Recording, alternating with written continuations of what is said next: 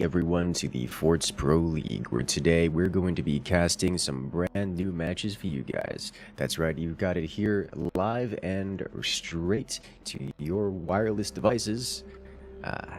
It's Forts Pro League. Today we're going to be doing some mid-season matches. I've heard you guys have been looking forward for more Forts Pro League, so we're going to give it to you here. We put together some of the fan favorite teams, so we've got some good matches lined up here, as well as a special one that I'm looking forward to showing you guys afterwards. So it's going to be a good time. I want to say thank you to everyone who is joining us here today, as we're just getting started here during our unusual but appropriately timed Sunday afternoon showcases. Alrighty then.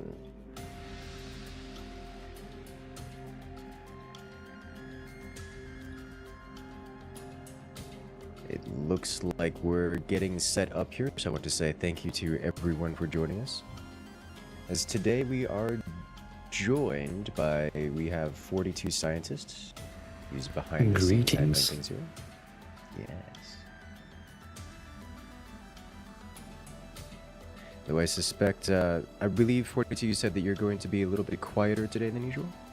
Yes, I will have fewer opportunities to be speaking today, but I will still give you some more information on the structure of today's event. So, I guess you can introduce a room before, I guess. Sounds good to me. Alrighty then. So, I believe we're about good to go here. We're just waiting for the first players. But let's go ahead and talk about the upcoming matchups.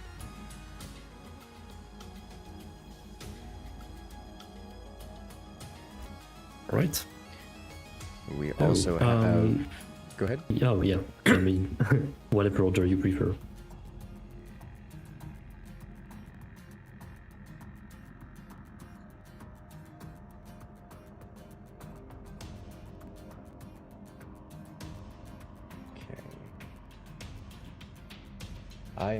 I've been looking forward to this. As you guys know, we've been doing edited Forts Pro League videos, which have been pretty interesting. A lot of interesting matches, I think is a good description for it.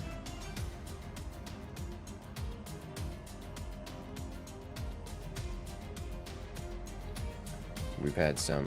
It's actually kind of cool looking into how the meta has changed since the last season.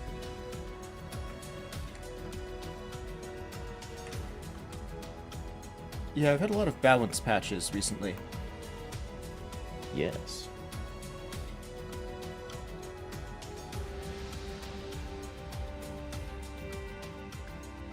We've been doing recently, what was it, yesterday we also had the Mod Olympics, as it were. There's been a lot of different Fort stuff coming out, and I'm so very happy about it.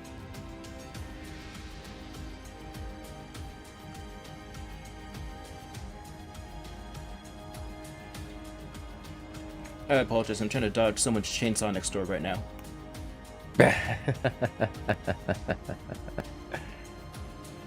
Welcome to background noise. We had a windstorm recently, so people are clearing a lot of fallen branches and so forth. Ah, makes sense to me. And there goes chat, all excited and happy. Welcome in, one and all.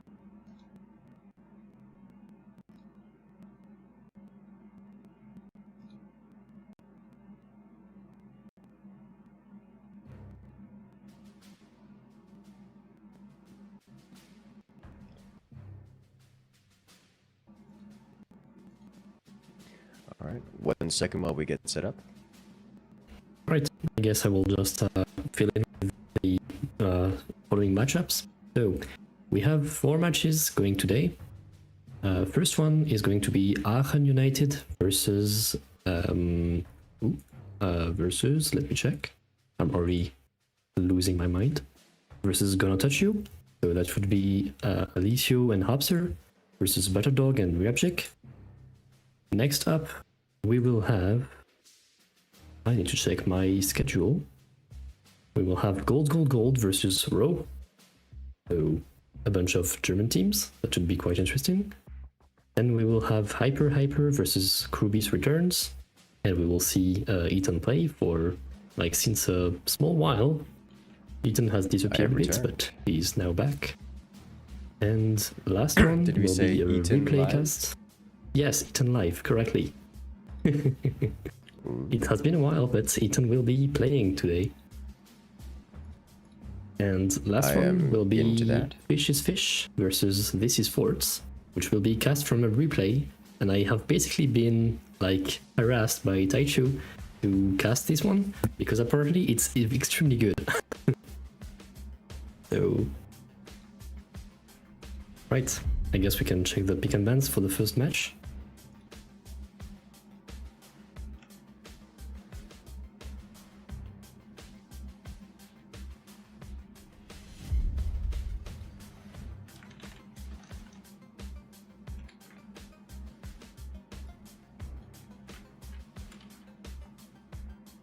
Alrighty.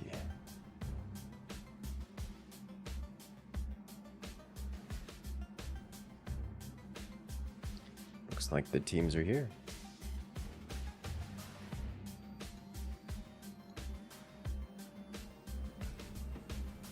#42 has now resumed cat herding duties. Yes.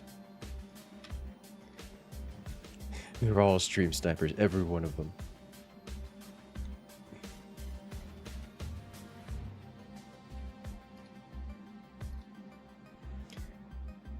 Alright, so in terms of maps, looks like we've got some pretty, I'm going to say, standard ones. Although, if this goes to a third round, we're going to see Eclectic Threat.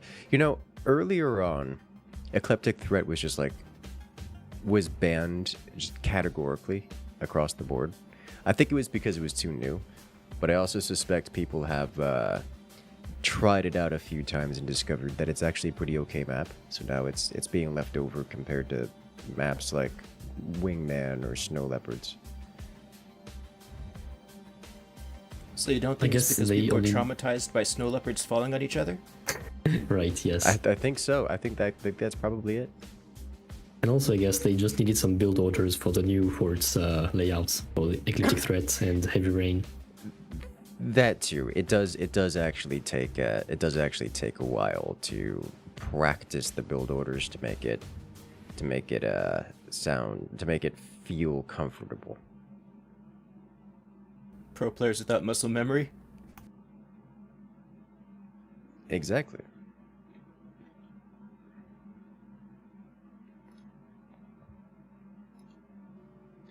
All right. It looks like we are good to go. The match is made and the players are ready. Are we good to start the round? I think so. All right, let's do this.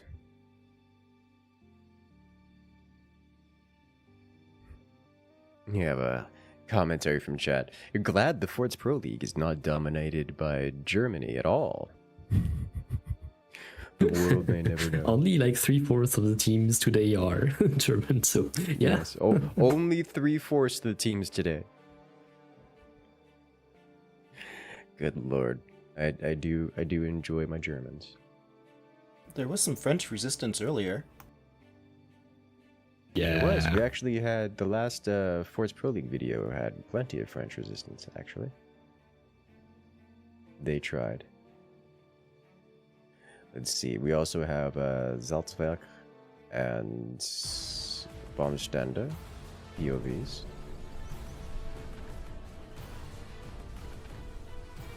For those looking to enjoy these very same matches, but in the German language. All right, ladies and gentlemen, we are off. Here we have on the left-hand side, it is Team Aachen, Alessio and Hopser, playing as the Overdrive commander, quite popular commander these days. Going to get to see some, I assume, later gameplay out of that, because going upgrade center is just kind of the good thing to do. But on the right hand side in the red fort, it is Team Gonna Touch You, which is, you know, it's certainly a name. We have Jik and Butterdog playing as the Armadillo commander. Both of these commanders have a habit of going late game, so I do expect this round to last at least to the 7-minute mark. As the sniping is happening. Got a bit of a dichotomy here. The right-hand team is constantly plinking away, whereas Aachen United on the left are just kinda... they don't care that much, they're just letting it happen. Fast doors or snipers are crazy. The sniper duels have officially begun in earnest, as we now have a sniper for each player involved, and they're just kind of plinking away at each other. Aachen United's trying to take out their opposing snipers, while Team Gonna Touch You is aiming mostly for turbines and just general harassment. But all in all, they're not taking this distraction and letting it get to their heads. They're not squirreling or tunnel visioning. Their build orders behind all this are continuing on. Build order wise, Aachen United, I believe, is a little bit ahead, but only just barely.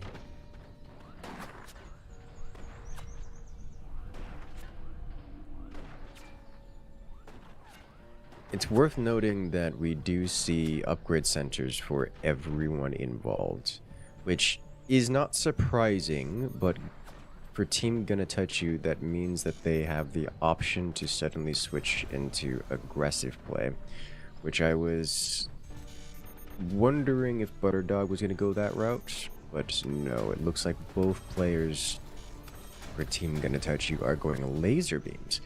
Now, laser beams are a little bit of a surprise to me, because laser beams aren't howitzers, and howitzers are just kind of the meta on this map. The relatively close range distances. Oh my god, the AP sniper. Should have seen that one coming, but nevertheless, it impacts and does some damage. And just, I'm sure, gonna sell those off for a moment here. But as I was saying, the howitzer is the typical meta choice. In part because of the close range, relatively close range nature of the forts, it makes it more difficult to defend against the howitzer. And also, the specific base layout of the starter forts here, of all these hanging forts, it's a weakness of the hanging forts in general. It makes them vulnerable to area of effect explosions, let's say, especially in this upper fort here. This node is the primary load-bearing node of the fort. It is also extremely vulnerable to any kind of splash damage. So if this goes down, so too goes the fort. Thus, howitzers, which are splash damage weapons, very popular on this map, as they're both difficult to defend against and incredibly effective. Now, strat-wise, we are going to see Aachen United go for a late missile play. In the lower fort here, Hopster's going with the quad missiles. I'm still convinced triple is the way to go. You just get one swarm double nuke. Just for the amount of times I've seen players build 4 missile silos and only ever use 2, maybe 3 of them, is almost every time.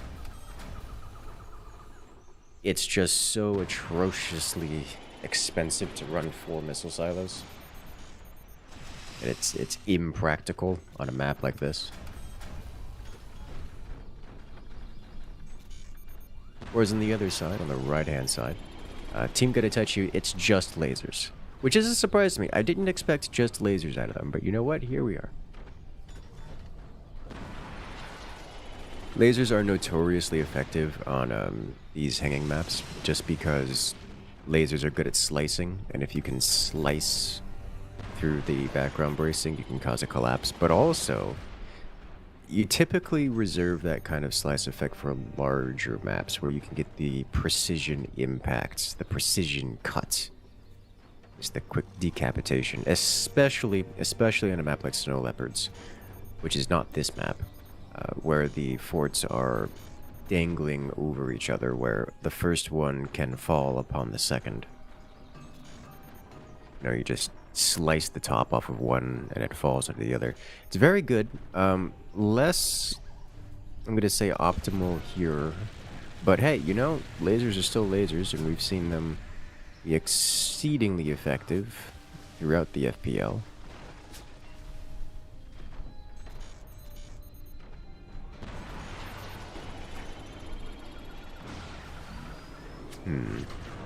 Token EMP comes out a bit later than usual. Then again, snipers existed before the EMPs, so that's not a surprise. I think at this point the EMPs are more so, well, I would say more so to guarantee that the lasers don't have to deal with energy shields, but the lasers aren't ready yet, so this is just hitting targets for the purposes of delaying them.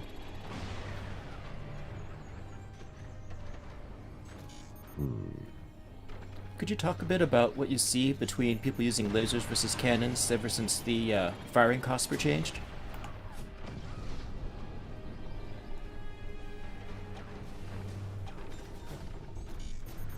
Okay.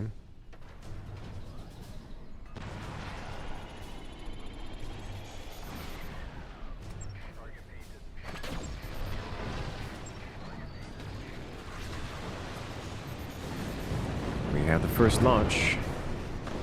Now, here's the thing about that fire beam. It does in fact burn all the missiles, assuming that it hits as it comes out of the launch tubes. Which in this instance it does, but they'll have to be careful about that. If you guys recall, fire beams do actually boost the damage of the rockets and any ignited weapon. However, it also puts it on a very short lifespan, where if it's permitted to burn it out of the sky, then it could be an ideal defense.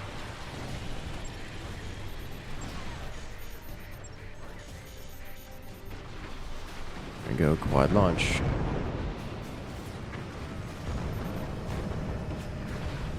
And impact. Very good.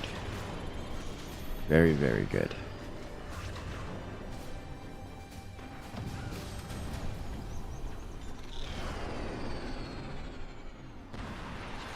You know, I've spent the past little while just commenting on chain fire for these kind of missile scenarios, because people who don't chain fire tend to get punished for it. It's nice to see some chain fire, I gotta say. It's real nice to see some chain fire.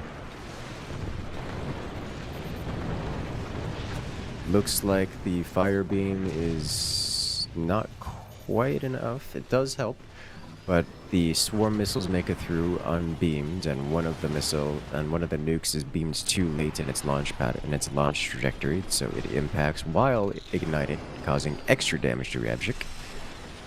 Perfect example of why you chain fire.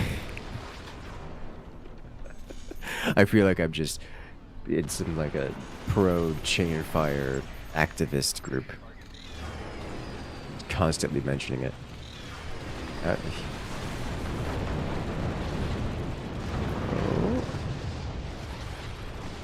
You didn't chain fire, guys.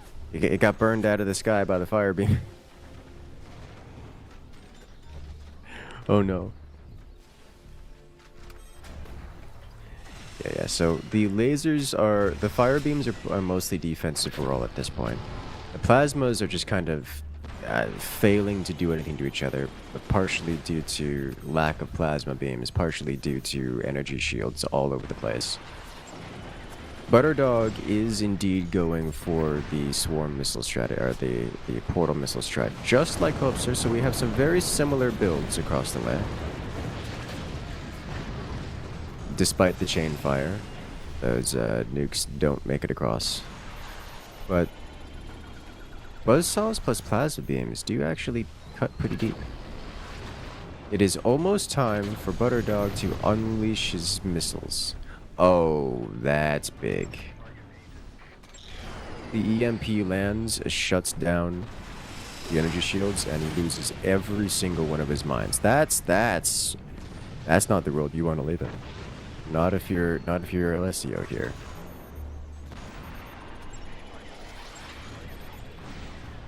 Yeah, Team 2 has pretty much just seized map control of that. He's not going to be able to rebuild anything. Yes. So this is where the benefits, the strengths of the Armadillo Commander really start to shine. All this damage is repaired not just faster, but more cheaply. So while it's turning into a slugfest, it's a slugfest where Team Gonna Touch You has an advantage. And that makes for a bit of an uphill battle that Akin has to face against, because it's at a battle of attrition at this point, and it's hard to fight an attritional war when your opponent everything is cheaper and by a lot. One of the nukes just misses, but the other impacts cleanly upon a dedicated nuke catching spot. So for very little damage there.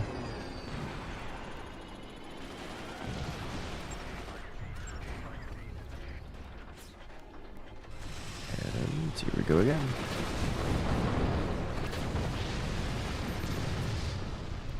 Doesn't quite make it. Still way too much anti-air on the field. Kind of sort of, there's a lot of anti-air for, I guess Team 1, Akin doesn't have that much anti-air. So these nukes may very well make it across the board here. Oh, that's... okay, makes it. Lasers doing laser things.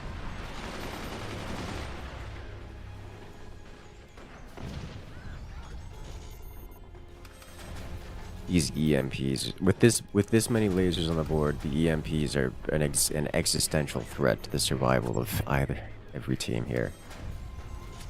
I'm kind of surprised we're not seeing shotguns on the board right now. Shotguns are, in this instance, like the premium weapon for removing anti-air, and both teams could use them, especially the team Akin.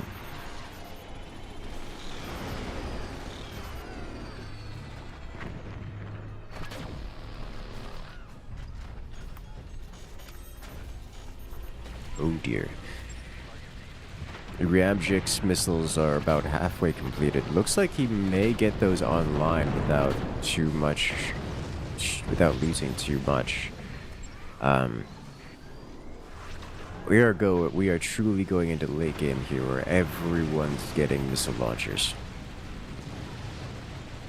I think Team Gonna Touch You just has the better composition, the better economy, the better defenses, and at the moment, I would say that Akin's got the better weaponry on the board in terms of just having more, but that's not going to be true for very long here. Once Ryabjik's missiles come online and Butterdog's second array of missiles comes online, I think Team Gonna Touch You is just going to have an overwhelming advantage. And shout out to that AP minigunner. Indeed. And it's worth noting that at this point, Akin's already just losing the battle, I would say, in terms of direct confrontation.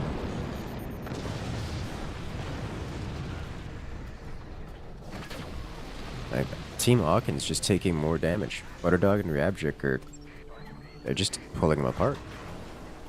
Shot by shot.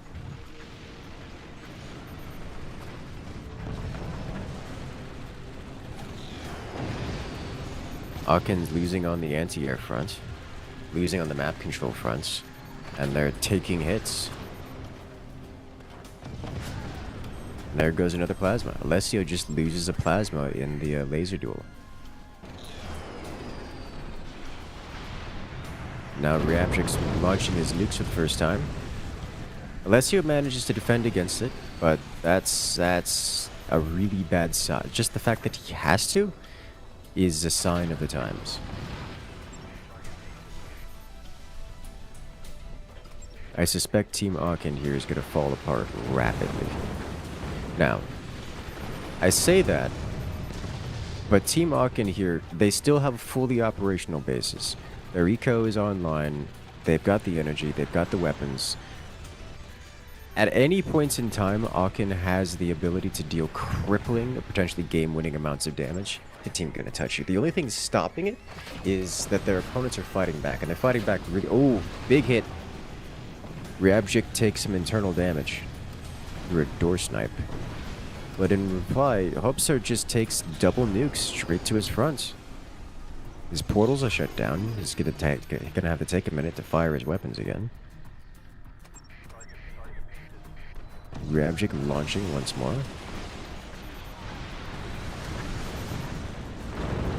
No anti-air. Alessio takes the double hit, and he's gone. Laser slices him off the top.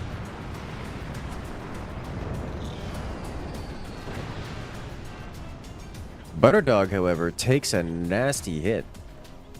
He doesn't lose anything of critical value. He still has all his weapons. It's just his armor that's been shredded. But he does take a hefty chunk of damage to his core, knocking him down to 64%. He doesn't want to take another hit like that, but I suspect he's not going to have to, because he still has, his weapons are fully operational. And yet, weapons operational, the nukes are burned out of the sky. At this point, Hopser's in a rough position. He still has some firepower, but nothing to stop the incoming damage. And, oh, there's a lot of incoming damage here. That's a rather optimistic 4 nukes Butterdog is trying to go up to. Here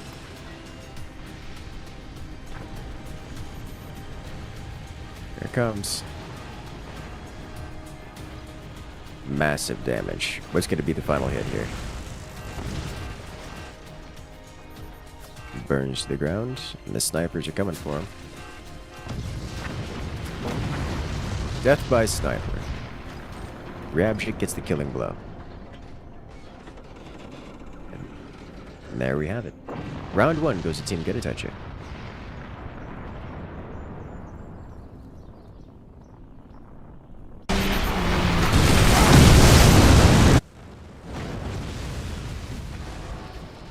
Well done. Well, that got exciting. That was a very good match. See, this is why I like the Forts Pro League.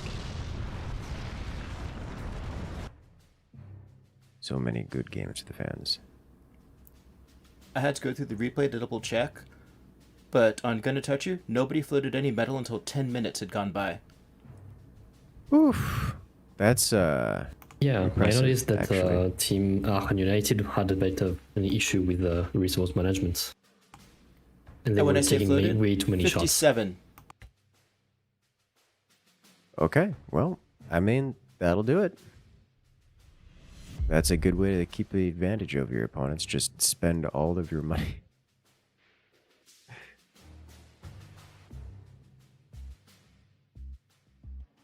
Okay, then.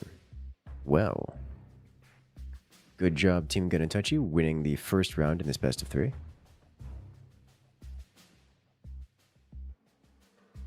Give us a moment while we set up for the next round. The next map will be Boonies 2v2.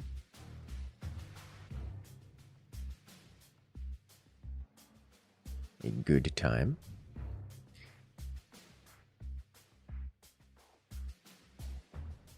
Now the question will be, which commanders will be selected?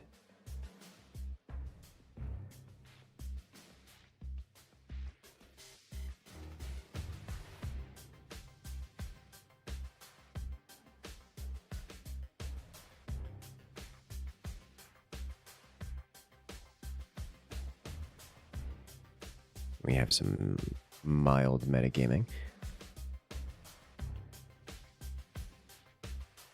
Alright, it looks like we're all good to go.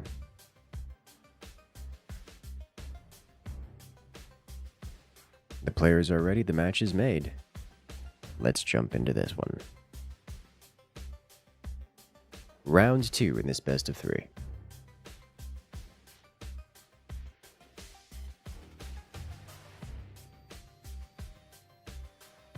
Did he? This is a really keyboard. I'm unfamiliar with. Oh yes, he has the actual Go. Yeah. Actual gamma. Yeah. It's like actual gamma. I'm like, that's not an R. That's a gamma. It's funny because he put an R in it And then he said it again, but with gamma. I'm like, wait a minute, is gamma actually R on the keyboard, or does he do? I No, don't I think he has know. a custom keyboard, or maybe he's in his clipboard or something. That'd be He had hilarious. to go out of his way to write that down. Okay. When you have the spare APM, I It makes me guess. wonder. Real.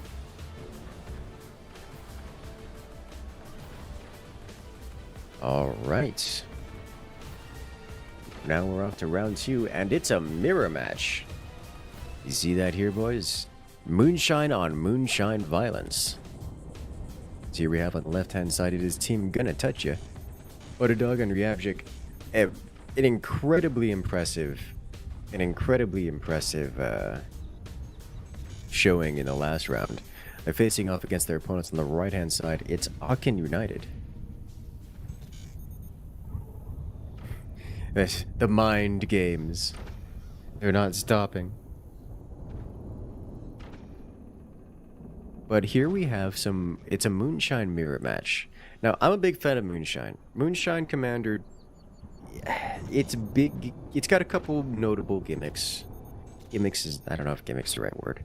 But one thing it gives you is energy shield doors. It's whenever you build an energy shield, it also functions as a door, which is super useful. But I think the biggest motivation to bring Moonshine is its active ability. Its active ability causes all your projectiles to explode with an EMP effect. And more importantly, slightly different. It's included in that effect, but it is a slightly different feature of the effect, is that it applies the EMP to energy shields and portals prior to impacting them. Which means when you activate your commander ability, you can pass through enemy portals by destroying them without just getting return to sender or something of the sort. Which is incredibly useful to prevent things such as return to senders or having your projectiles caught outside the enemy fort with energy shields.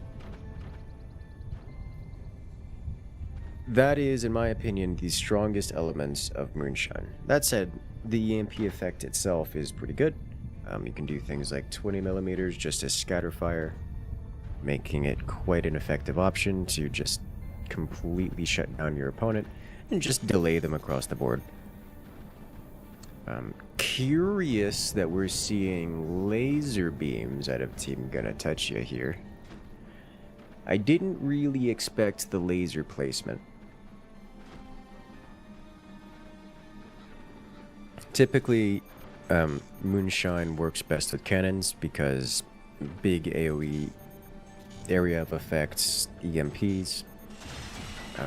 That said, it's nice to have a laser on the board, just to have a variety of damage sources.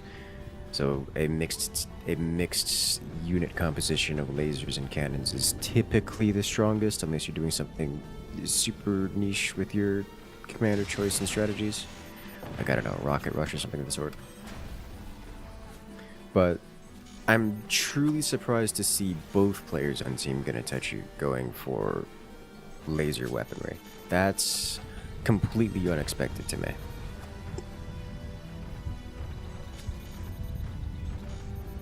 I guess if they're Completely assuming they're going to be in a unexpected. laser duel, Moonshine would be a good choice, not knowing your opponent is also Moonshine. Yeah, I mean... Yeah, I guess. Negative energy production for Hopster here. Painful.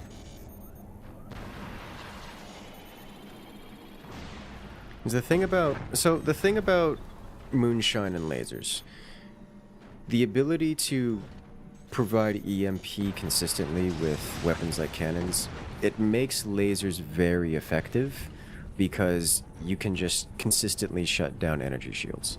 However, that effect doesn't apply to the lasers themselves, so you need cannons or something else. I don't know, mortars work, a lot of things work, rockets, basically any explosive really.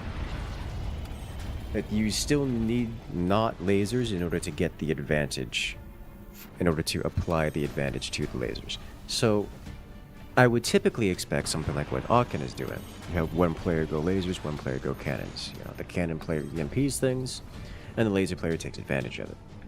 But for both to be going lasers is a surprise to me, which really means that the biggest benefit they're going to get out of it, in terms of actual practical value, is going to be the energy shield doors.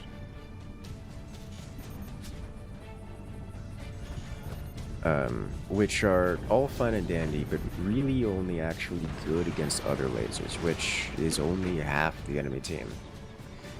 So I'm curious to see what the strategy is. I think they're just going to play it as if it's a normal, like they're not going to do anything special. Like they're not going to use the commander active ability, not really. They're just going to play it like a normal, otherwise generic build order. They're going double lasers into EMPs and map control, which is what they did last time, and it worked really well.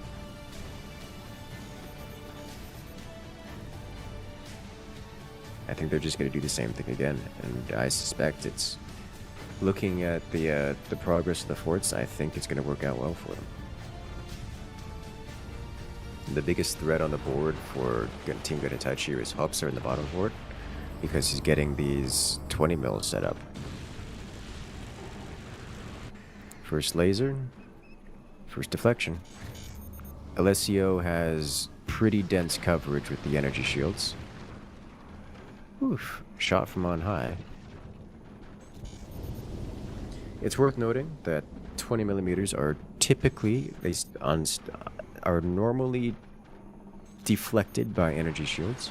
So energy shields are a perfect defense against 20 mils, and would remain that way if it weren't for the moonshine active. So those 20 mils will at some points just be punching through doors and energy shields alike.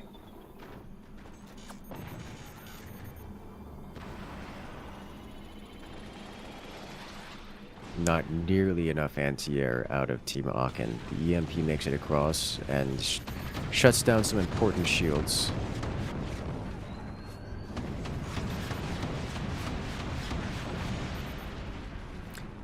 Commander active ability for Team Aran. No real advantage in this particular volley.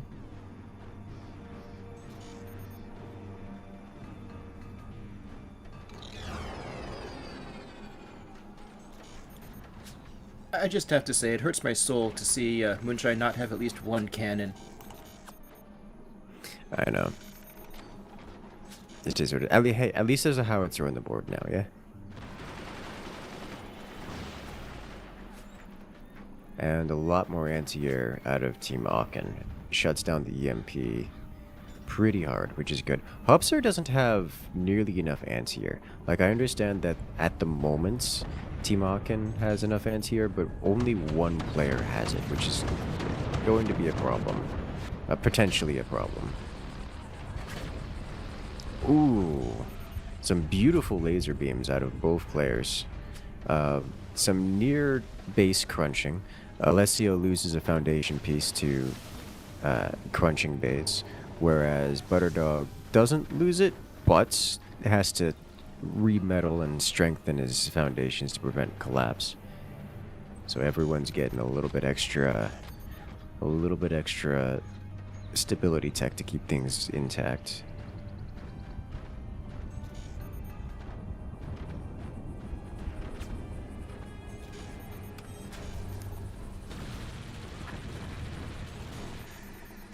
Let me just go across the way.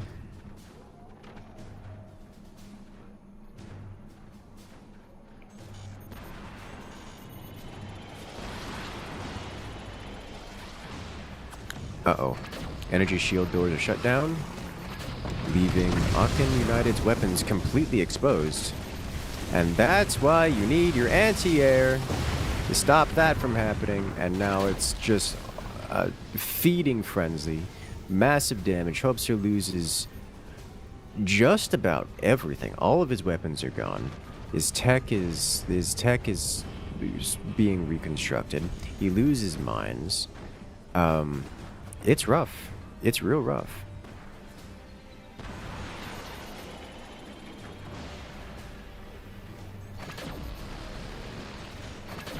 And here it comes again.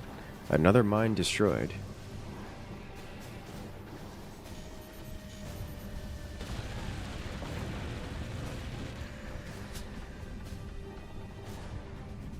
There's still anti-air on the board.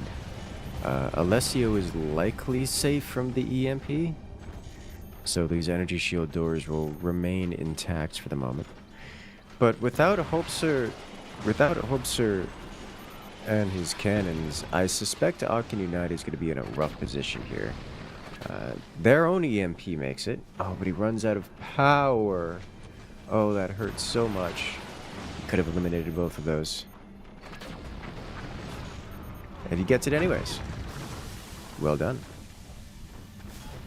Butterdog loses all of his weaponry. He's going to have to reconstruct them. He still has one plasma laser under construction, which will be complete soon. Another mine. Hopser is just being picked apart here.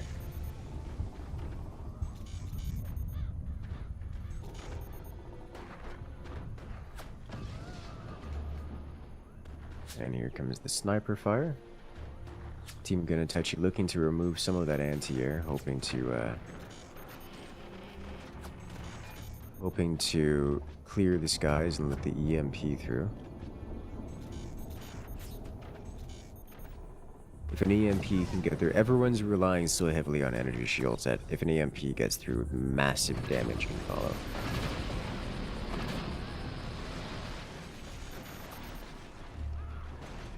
Oof. We did see Team Gunatachi try to go for the door snipe. Alessio still lacks the energy to fire his weaponry, at least all of it.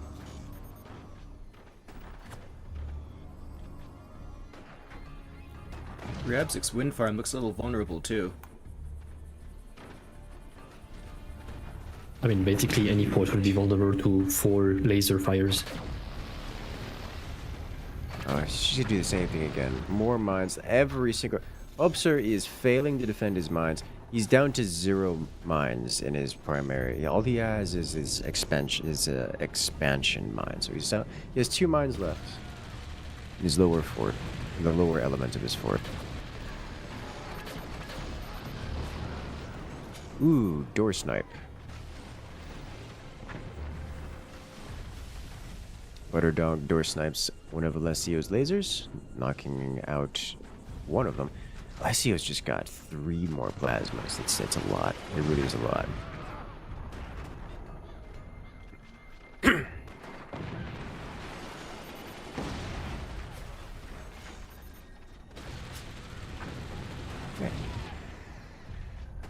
I do want to point out once again, Rabjik has developed cannon tech.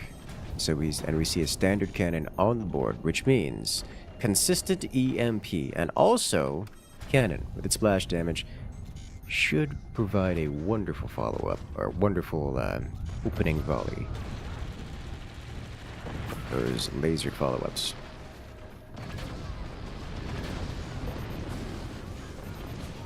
And it's devastating. Very clean. Another door snipe. Alessio loses 2 more plasmas, and Hopser. Oh my god, Rabjik's just bullying Hopser here. 2 more mines. They're gone. So Hopser's down to 2 mines. He desperately needs to defend those. Like this man's got to put an energy shield in front of it, right? Like surely he puts an energy shield in front of it to defend these things this time. He's not just gonna let it happen again, right? He's not gonna let it happen again, right?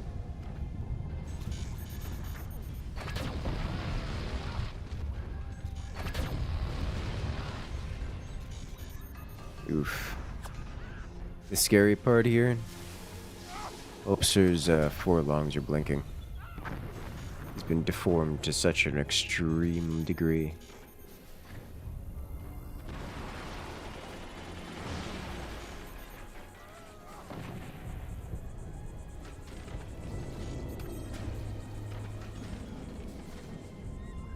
Alright, cannons online for Rabjik. It's time to punch. just like that, the shields are shut down, and it's free reign on Alessio, who loses 4 more mines. Team Aachen has taken so much economic damage this time in this match. I suspect they're not going to be able to come back from this just because they don't have the money compared to their opponents.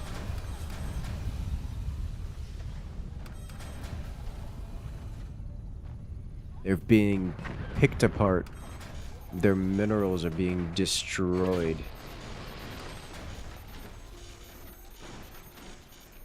And the cannons are ready once again. Rabjik about to punch through. And laser follow-ups. Oh. Oh. Oh my god, that actually made it across. That's hilarious.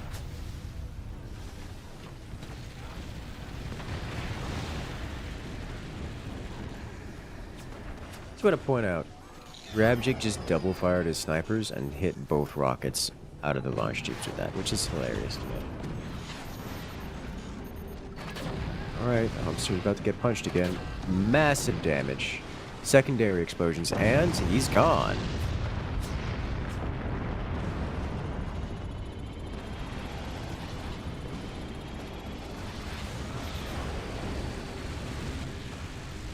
Cannons opening the door, lasers punching through, taking out batteries and internal struts alike.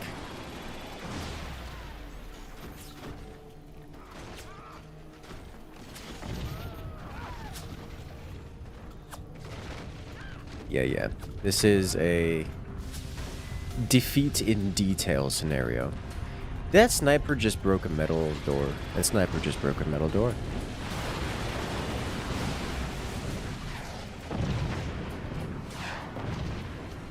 And Alessio loses 3 more mines.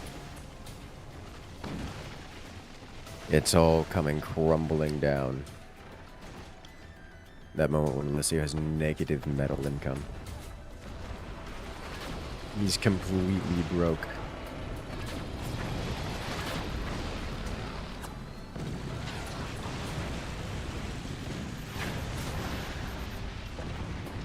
The final laser beam of Alessio is removed.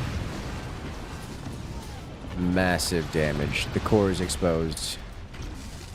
Here comes the end. Is it death by sniper? Death by sniper. There we have it.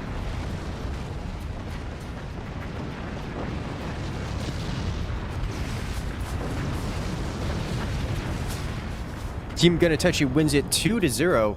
That was beautiful. Okay, so that was good. That was very well done.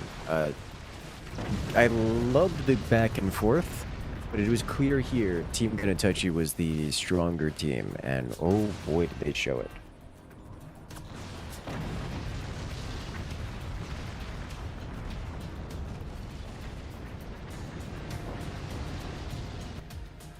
I gotta do a StarCraft comparison when your workers are just dead the entire match, and all you're doing is making more workers. Yes, that is exactly what happened.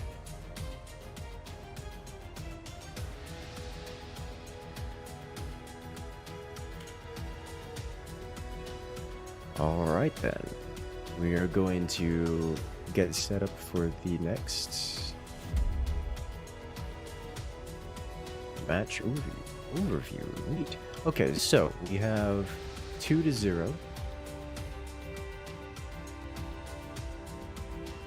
For the first matchup.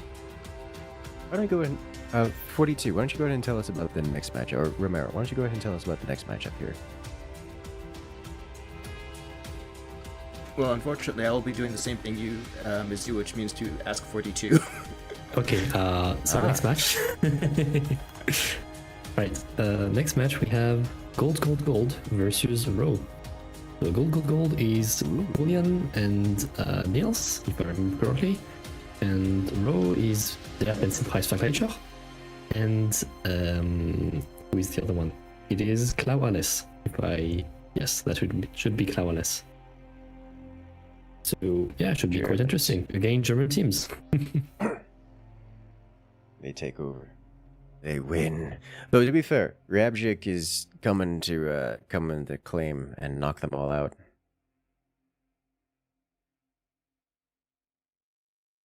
I'm into it.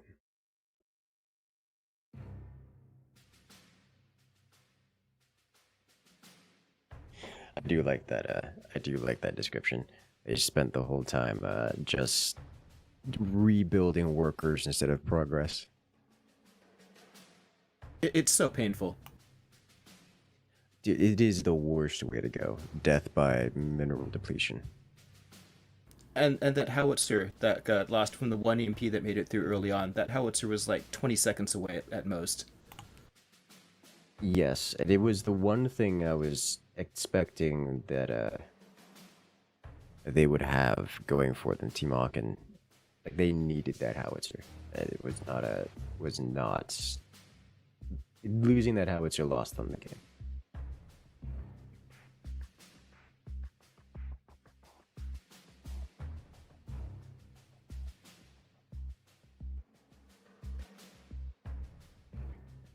Well, both teams were kind of playing it risky with a single shield door to protect them, almost all of their weapons. Oh, Except yeah. you saw Team 2 eventually did, spend some metal. Everyone understood that they were being risky with it. Everyone understood that their opponents were being risky with it. And that's why they focused so much on the EMP and the shutdown, because once the EMPs happened, massive damage followed. And that's why it hurts my soul so much to see two 20mm instead of just one cannon, just one single cannon, please. Mm-hmm. Mm-hmm. Though, to be fair, with the commander active, the 20mm are fine. It's just... I like being able to destroy energy shields. It would have disabled all of them at once. They were all close together. Yes. Oh my god. The fact that the entire weapons platform went away in a single shot was just... that was the end. The beginning of the end.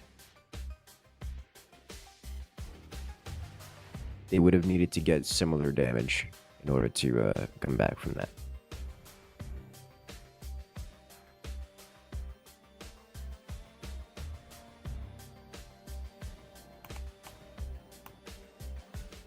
Alrighty then.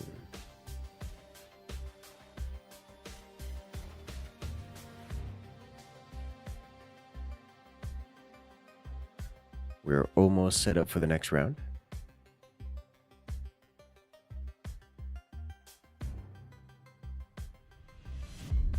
Oh, it looks like everyone's favorite map coming up. Snow leopards.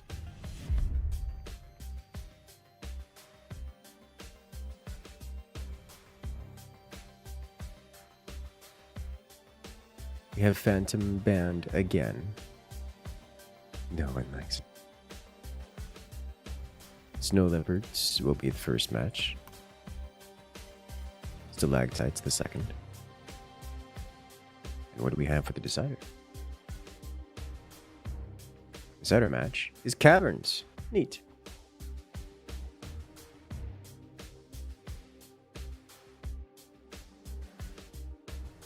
I think the players are banning Phantom not so much because they don't know how to defend or they don't want to. It's just they don't want to, set aside the mental bandwidth to have to deal with it. I agree. Phantom is just psychological damage.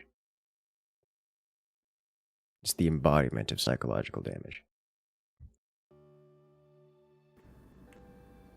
Not even knowing your opponent's Phantom, knowing your opponent might be Phantom is what does it. Yes.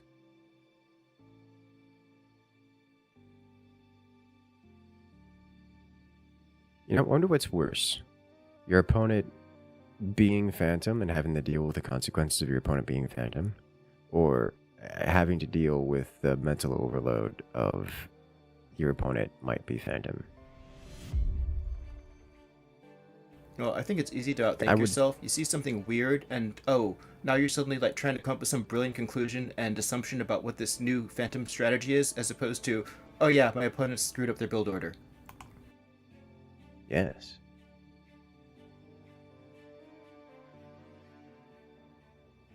That's what makes it so damaging. Just so much mental overhead.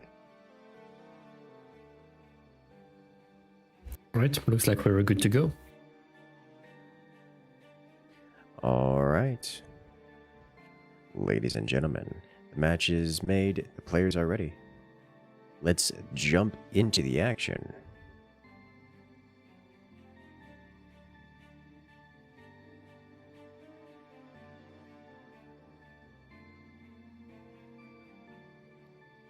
Time's up, let's do this.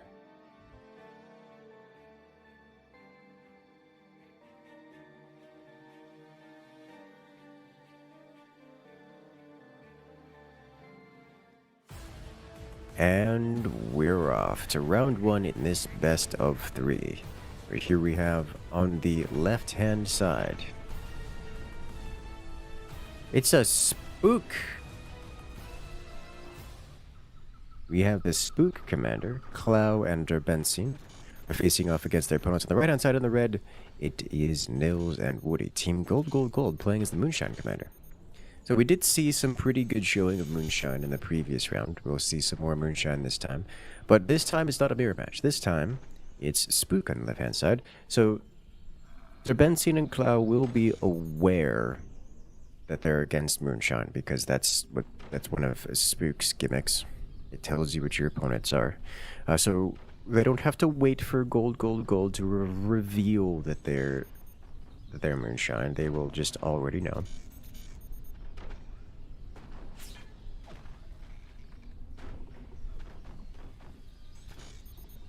But this doesn't really indicate much in the way of strategies. So, because Moonshine, you can reasonably extrapolate that Team Gold, Gold, Gold is going to be going for some later game weapons. Probably cannons, maybe mixed cannon laser. Whereas Team Go, Row, left-hand side here, has they're Spook. They can kind of do anything. Generally speaking, makes Spook is a very reactive commander. They can react to whatever the opponents are doing. And because they can reasonably extrapolate there's going to be late game play, they themselves can go for late game and kind of timing attack or counter wherever their opponents are weaker. Very phantom way to go.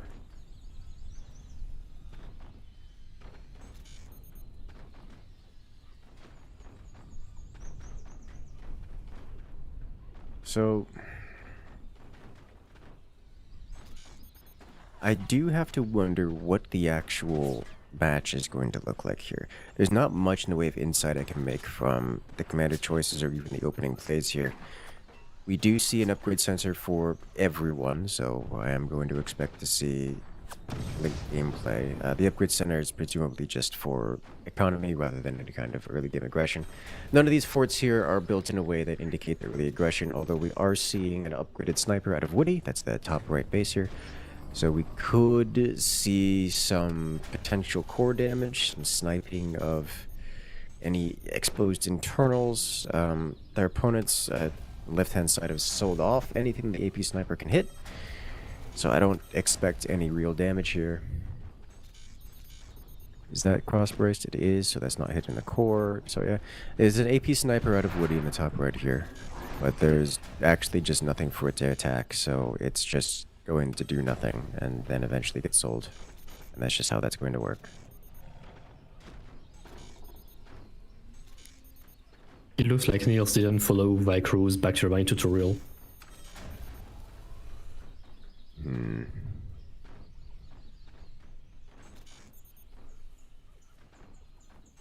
How dare he? Yes.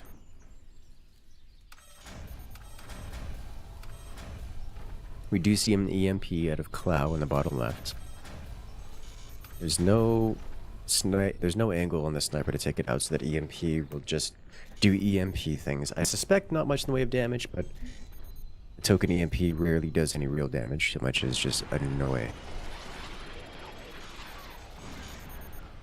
Some preemptive anti-air. Gold's EMP still makes it across anyways. And... Ooh. That could have done some real damage. But it missed.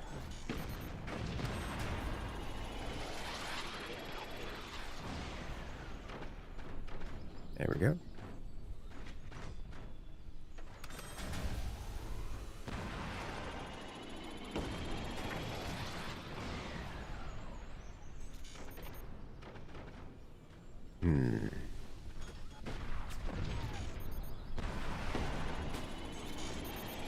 I like the addition of the shotguns here.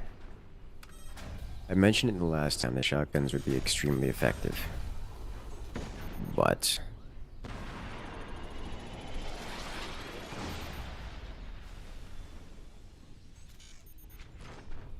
the teams haven't heavily invested into anti-air, so the shotgun isn't make or break at the moment.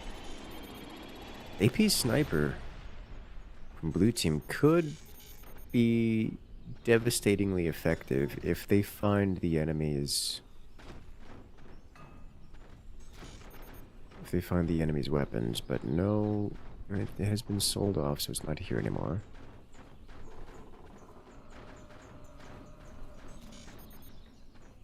Looks like we are going to see heavy weapons. I don't want to call it a rush. This is not a rush. It's already coming up on 6 minutes, and none of the weapons are out on the board. So it's not a rush, but heavy weapons builds. I think Blue Team here is actually in the lead in terms of weaponry progress. Is that true? The first weapon will go to Team Gold on the right-hand side. No?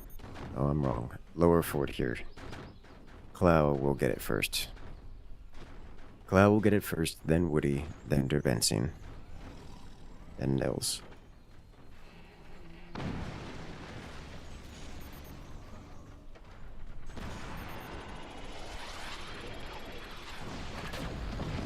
EMP lands, laser follow-up. Oh, the timing on that. He gets the laser to go through just before that energy shield comes online. Painful.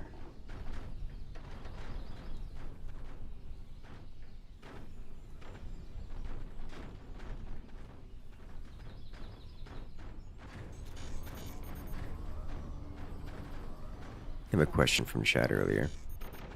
We never understood the propensity for Forts players to build their weapons in a big tower rather than spreading them out.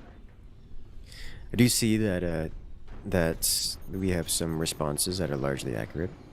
The short of it is actually logistically difficult to get weapons in places, period. They often clash with defensive structuring. Remember that the structural design for weapons and defenses are often incompatible. Like, you can't have both in an area. So the end result is you generally want to have a separation between your weapons and defenses. Otherwise, the weapon just becomes a vulnerability, a weak spot. So you want to keep your vulnerable bits away from the important structural and load-bearing components of your fort. Thus, you often build your weapons in a tower, away from everything else. While yes, it makes them somewhat easier, it makes them somewhat more vulnerable than splitting them out, but at least they don't completely destroy and literally entirely destroy your fort. EMP lands, double follow-up. Woody loses 2 plasmas. And another one. Yeah, alright, well, Team Gold is getting picked apart here. The EMP's just shutting down the defenses and lasers pulling them apart. A good example of why you don't want your weapons within your defenses here. If those lasers had been, say, had been anywhere else, say over here in front of the load-bearing struts, then there would have been blow-through. These batteries would have been taken, as well as some of the foundation nodes. Had they been in front of the core, Woody would just be dead. Even if you spread it out, like you have one here, one up here, one down here. You're just sacrificing whatever is behind the weapon. It's not a It's not a incredibly powerful strategy. That said, if you can manage it, let's say your fort is big enough to have multiple weapon towers, as it were, then it is the ideal. It's just, it is way more expensive and way more difficult to pull off that kind of weapon spread than just building a single weapon platform and firing.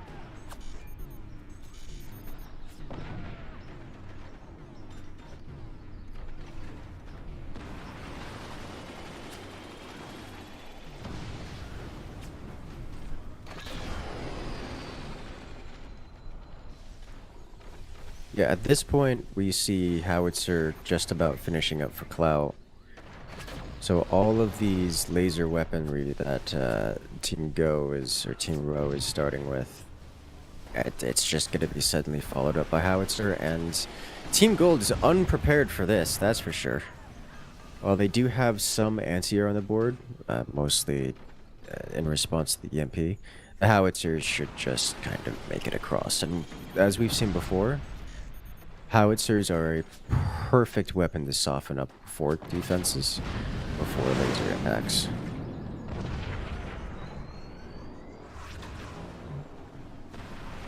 No follow-up this time.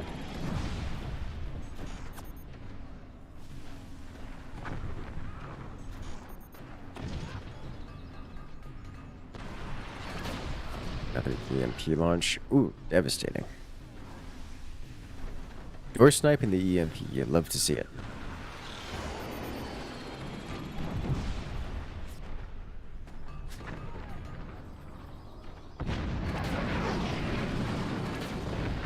Trying to door snipe the howitzer did not work.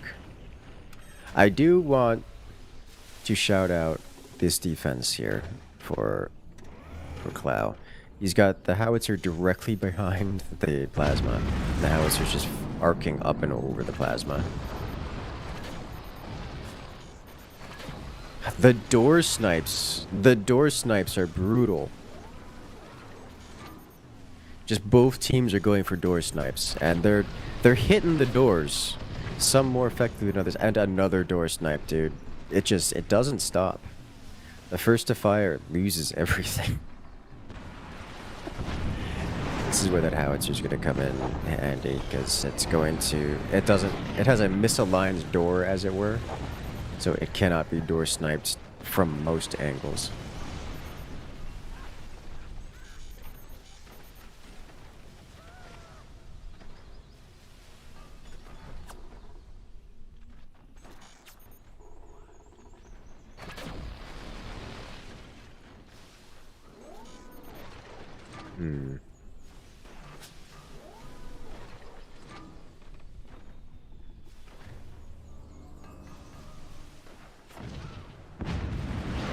I do appreciate the constant sniping. It's nice to see. It seems Gold has successfully obtained sufficient shotgun coverage to keep the howitzers away. No door snipe required that time, just enough plasma lasers in one place breaks through everything. Plasma beam.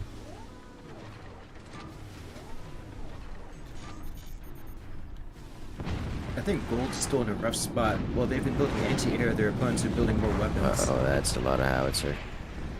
And they still take it out.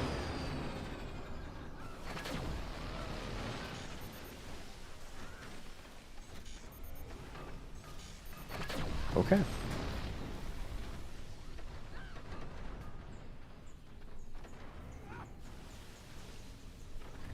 I think Gold's in a rough spot because that howitzer just forced them to start building more flak and shotguns and anti-air, while their opponents are building more howitzers.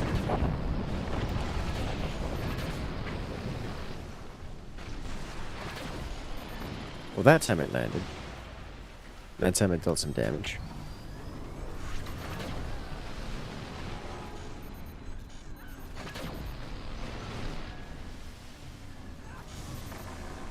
Close, but not quite. Lots of lasers back and forth.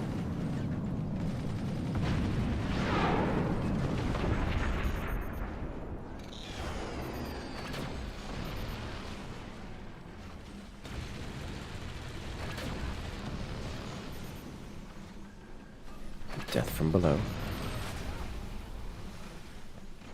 Devastating. Another laser lost. Nils is suffering here. Team Gold is suffering here generally. Team Row is still... They've still got... like, everyone here still has firepower. Everyone here still has an intact economy. Everyone here is still in this game. It's just that one team is pulling ahead in the engagements. And it ain't the red team.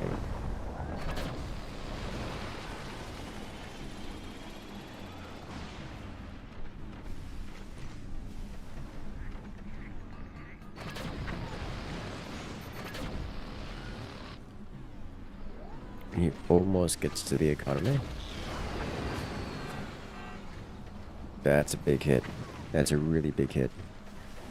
Woody loses his last laser and takes some hefty damage, both internal and on his core.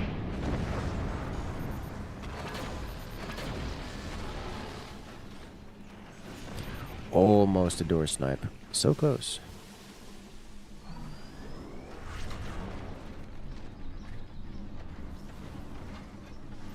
It's worth noting that Derbenzine is currently constructing a portal mortar setup.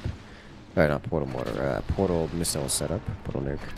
So we can expect to see some additional firepower across the sky. That's a game-ending amount of firepower, by the way. If those nukes go up and land, Team Gold is absolutely getting knocked out of this round. They need to develop additional anti-air. And while they have enough anti-air to deal with the howitzers, I suspect it's not going to be enough to deal with the howitzers and the missiles at the same time.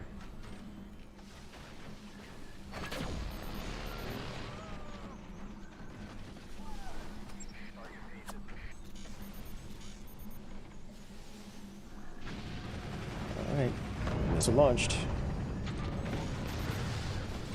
And it makes it. It pops a energy shield, and a laser follower breaks Nils' lower component.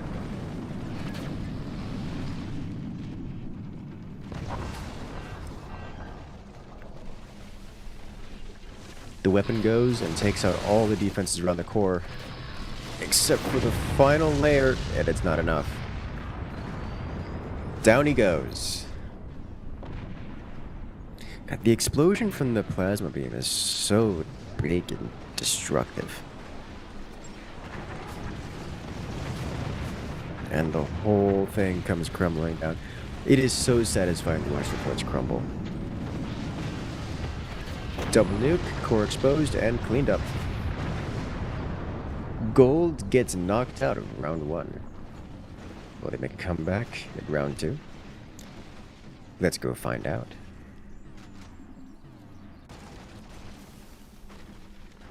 Well played.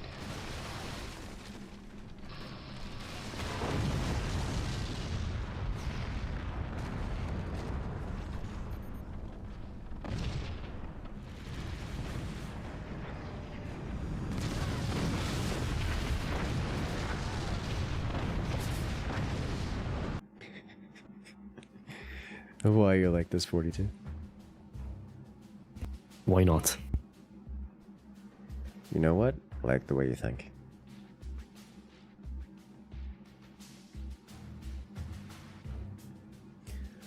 Alright, and we're moving on to round 2.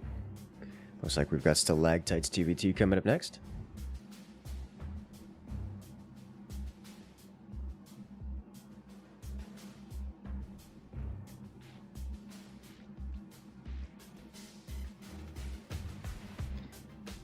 Any bets on which commanders come out are selected this time around?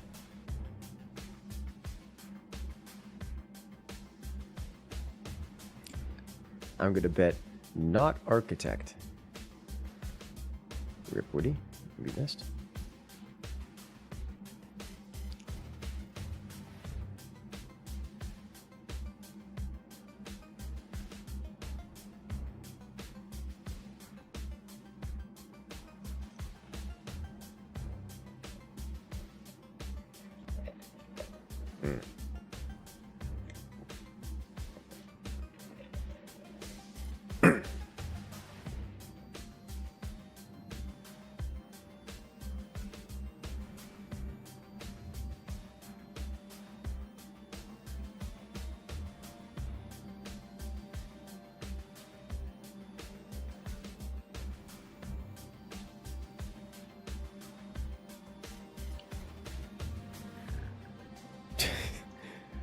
You know, I will never understand.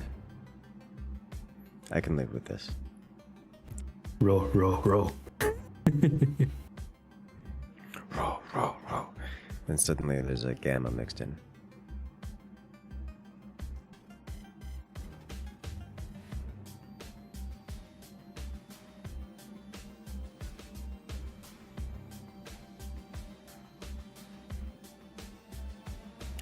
Alright, and we're off to the next round. Ladies and gentlemen, boys and girls, welcome to round 2 in this best of 3. But here we have on the left-hand side, it is Team Gold, playing as the armoured commander. They're facing off against their opponents on the right-hand side. In the red, it is Team Row, Clow and Durbensing, are playing as the Pinchfist commander. Very different commanders, very different features, very different, well, strategies involved.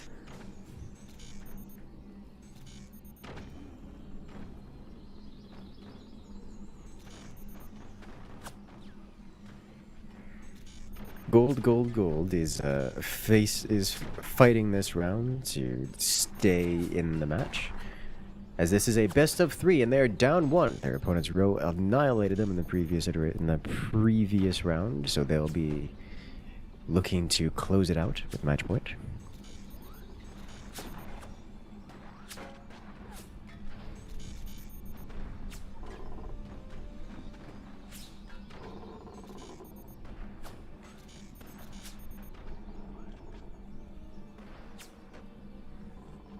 Oh my.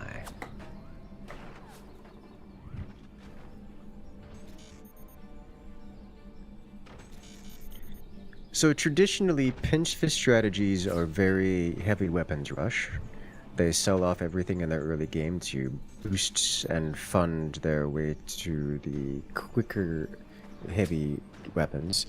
This kind of strategy has, relatively speaking, fallen off in the meta, but it is still quite good and still has a decently high win rate.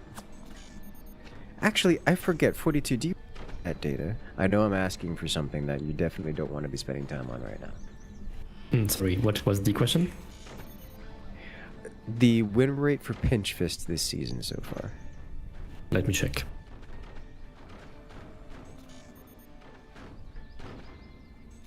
Because I am curious.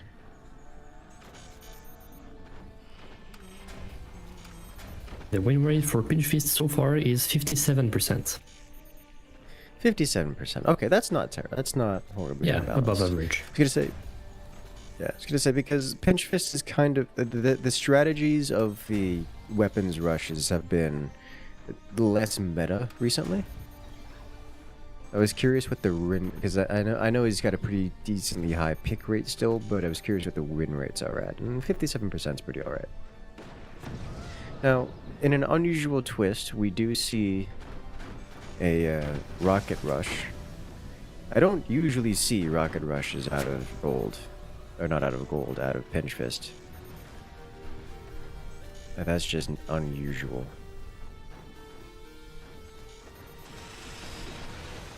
But this is the world in which we live now, and it's being met with multiple AP snipers in Team Gold. So that's, you know, great. Whew.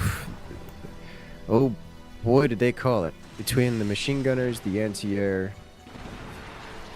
and this AP snipers, this rocket rush is off to a slow start, but they finally got an impact, and with that impact comes the ability to shut down anti-air. Oh, the EMP gets it. But the sniper gets the rocket. Okay. This is starting to fall apart. They may have gotten an impact, but this is starting to fall apart for Team Row. Nils is weathering the storm, and the rockets are not doing the damage they needed.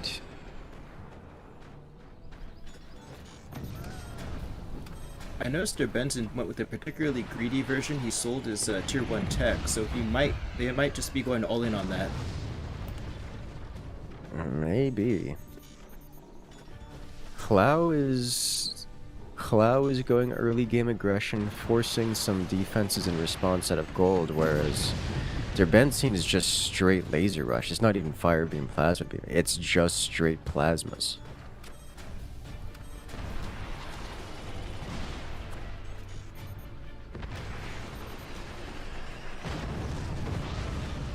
You know, I do think that the rocket rush has done its job. It's delayed Team Gold substantially. Though I don't know that it's delayed them enough. Woody just placed his first fire beam at the 5-minute mark, which, assuming you're going for this later, like, I'm going to say standard style upgrade, eco first build.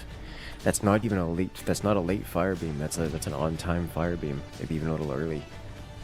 And I think it probably hasn't. This rocket rush, I think, probably hasn't done enough. And at 5:30, first firing of plasma is not a fast plasma.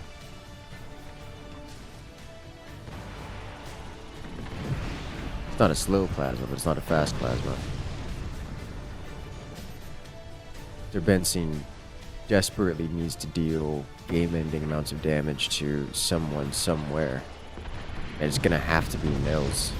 I don't know if Ro knows that's gonna have to be Nils, because Woody is very well defended, but... And Nils already has the energy shields placed. Oh, but the energy shields are shut down. He doesn't get the shot through the energy shields. He does, however, penetrate and directly impacts Nils' core with the plasma. It's not enough to eliminate Nils, which is a surprise. But alas.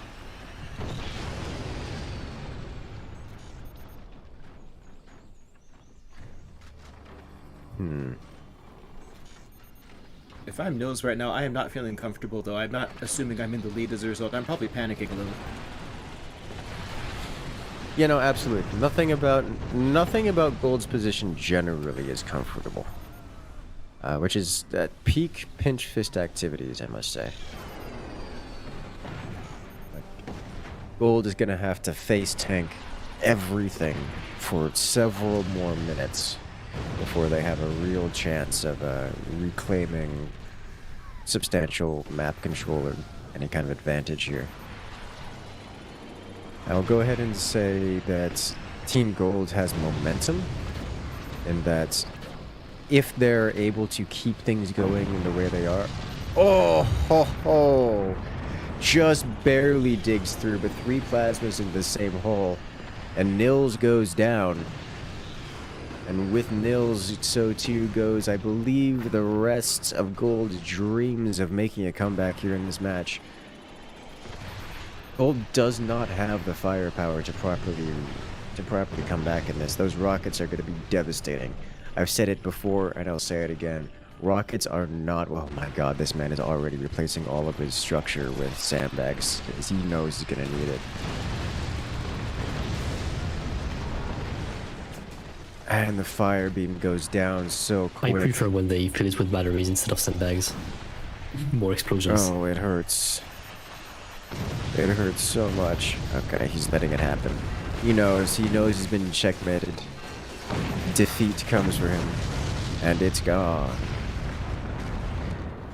That was well executed out of Team Ro. Very well done.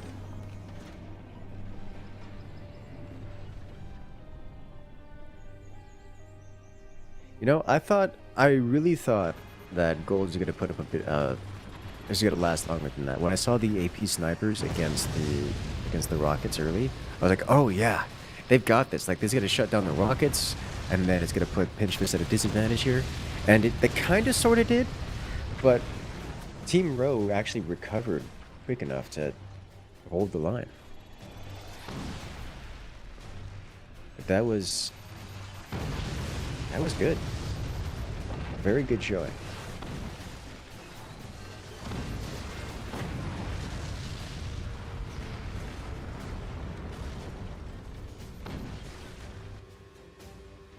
And that was a very brutal and quick finish, too. It was. I mean, that's Pinch Fist in a nutshell. The pinch fist has to end the game by like the 9-minute mark, or yeah, you have to end it by then, or the other team just kind of takes over. Alrighty then, looks like we've got a very exciting next match coming up.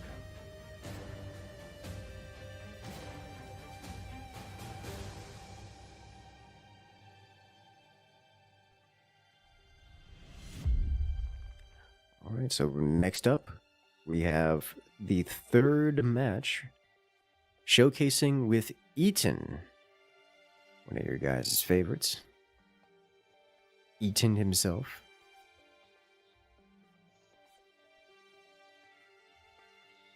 I liked that last match. That got exciting. As much as it was a 2-0, and I don't want to say one-sided, it was kind of sort of one-sided. Just the raw back, it was one-sided in the sense that it's like a knife fight in a closet. Everyone comes out bloodied, and the action is real quick. But we're going to take a quick 5-minute break, and then we'll be jumping into the next round. So make sure to grab your drink, stand up, stretch. We'll be right back.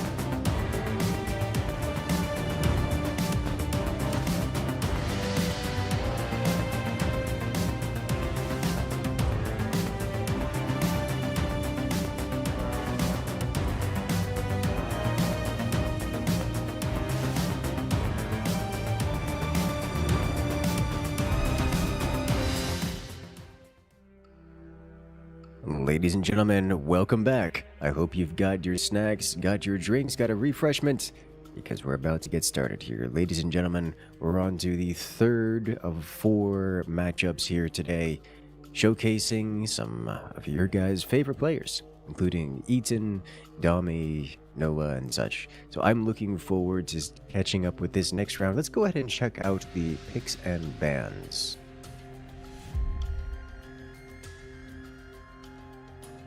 Team Hyper, Dami, and Mars versus Krubis Returns, Eaton, and Noah. Yeah, that's an old name for me. Warthog and Architect are banned, so we may have an opportunity for phantom fun.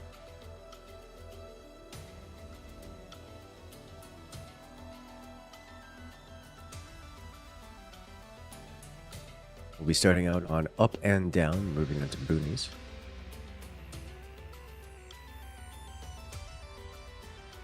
And final, we may end up on wingman for the decider.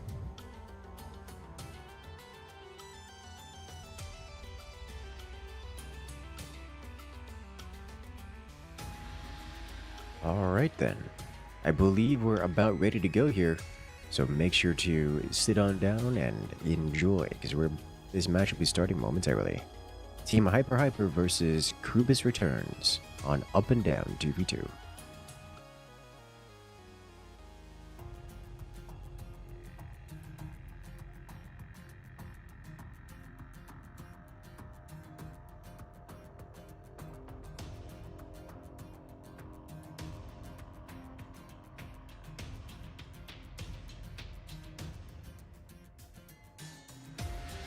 Alright, the players are ready. We're jumping into the action.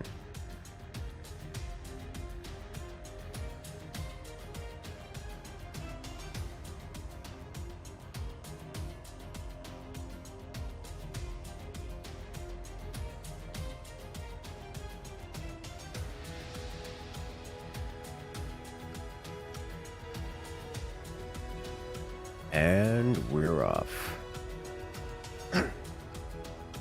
Here we have on the left-hand side, it is Team Hyper playing as the Seep Commander.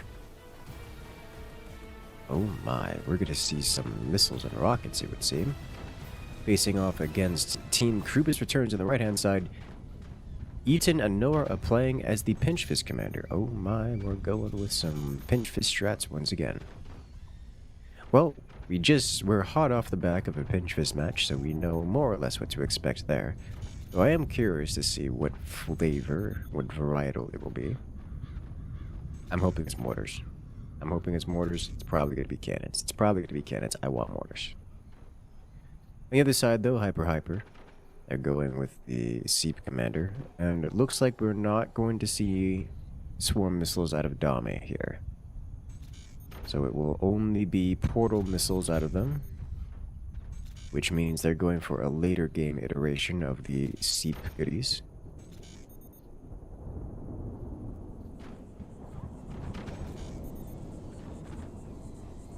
As Krubis, we do in fact see cannon tech out of Eaton.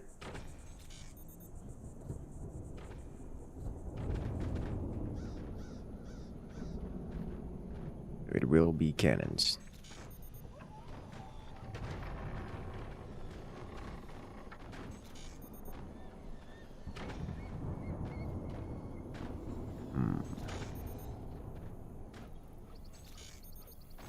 I'm looking at Noah's build here. It's going to be a heavy weapons tech, but which heavy weapons tech is the question. Will it also be cannons? Lasers. Okay, I like that. We have cannons and lasers out of Team Krubis, whereas Hyper is going Upgrade Center and Workshop. So they are just Upgrade Center out of Dami. Like, I realize that they're going for later game builds here, but are they really going... Is Dami really going upgrades first? Yeah, they're actually just going upgrades first. Okay. Works for me. I understand. Noah with the token EMP on the board. Tommy's going mortars. I did not see that one coming. I really did not see that one coming. With the mortar pick, that means they're going to force anti-air out of Team Krubis, so the missiles will be less immediately effective. That said, this build order is extremely easy to predict and see coming. So the forcing of the anti-air isn't that big of a deal, but also, if you're gonna do mortars like this, you need more pressure than just the mortars. And delayed portal nukes does not apply pressure. Not for a long time. No, he's already teching out of the mortars. He's just going plasmas. The mortars exist just to bait anti-air and be annoying, I guess. But you know what? Fair enough, but...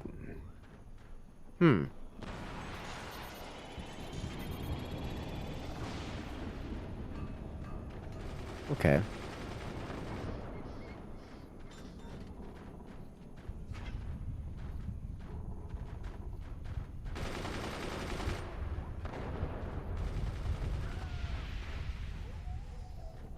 Solid hit. Not a solid hit, actually. It's just technically a hit. A glancing blow. Yeah, I mean, Eaton's just going with the howitzer rush. He's gonna have howitzer at a good timing. God, this man's getting double howitzer. You know what? More power to you. Noah's fire beam, plasma beam won't be ready before Eaton's howitzer, so Eaton will have to either fire the howitzer raw or wait until there's a follow-up.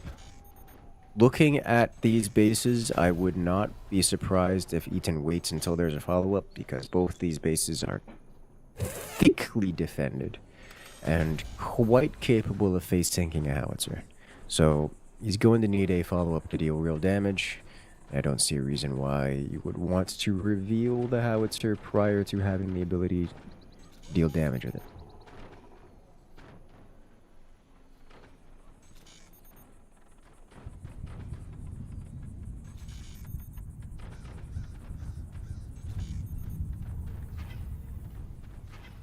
Question is, will they rely on the fire beam, plasma beam to deal damage, or will they wait for the second howitzer to come online before dealing damage? Huh. The mortars are landing. And just like that, he's going up to 6 mortars, so the mortars are about to scale up. You'll love to see it.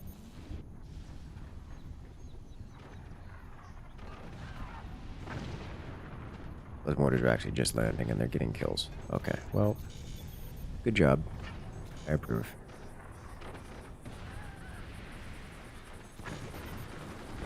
I approve a lot.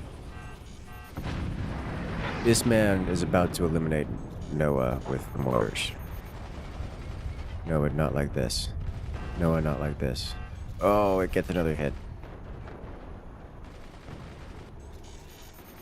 Don't let it hit. Oh, it missed. Alright, commander active ability. That means you're about to see firing from heavy weapons.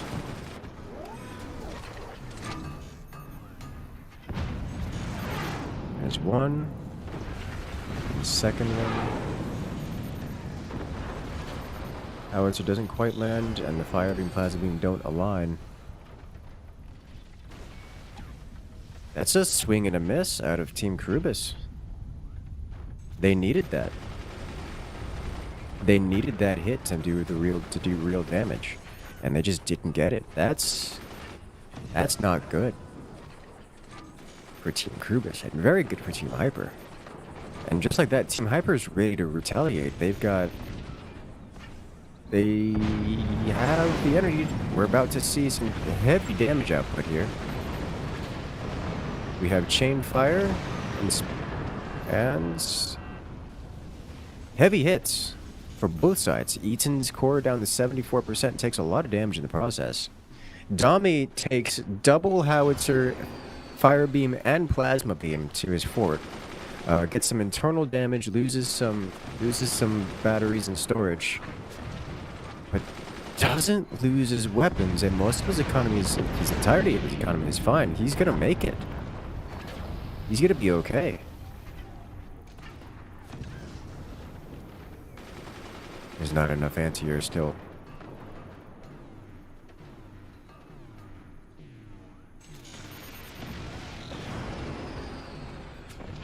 Wow.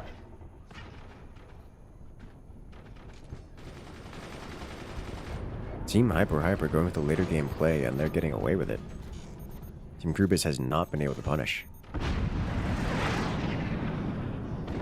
Howitzers? A little low on the howitzers. Still enough to penetrate, to soften and let the laser penetrate, but the laser does not hit anything. It overpens the base, dealing effectively no damage in the process. Dami is very okay with this. Team Krubis desperately needs to get some damage done. We're coming up on the 9-minute mark, and Krubis just doesn't have the scaling power that Hyper. If this match continues the way it's going, Hyper's just gonna kind of run away with it. That second howitzer needs to land in the same spot. There it is. Laser. There's the damage they needed. That's gonna slow down their opponents. As Team Hyper... Oh, and they get the nukes too. Team Hyper doesn't have enough map control. The anti-air is enough for Team Krubis. A couple swarm missiles splash across Eden's fort, but no real damage is dealt. On the other hand, Dami just lost 4 mines to the lasers, to the laser fire of Noah. That's not acceptable losses.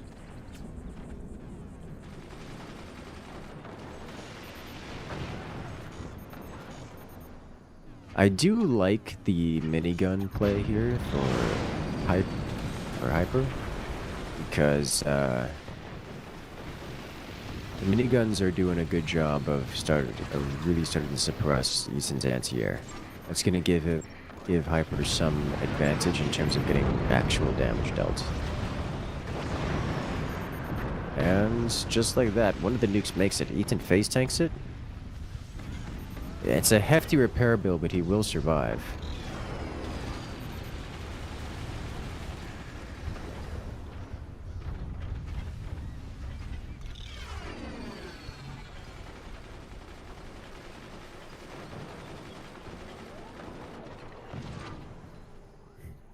The one mortar makes it through.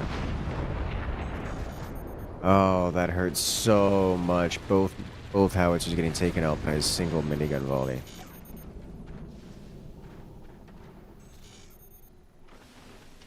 If only, if only. In the midst of that, so at Tommy this just point, had his fire beam door sniped.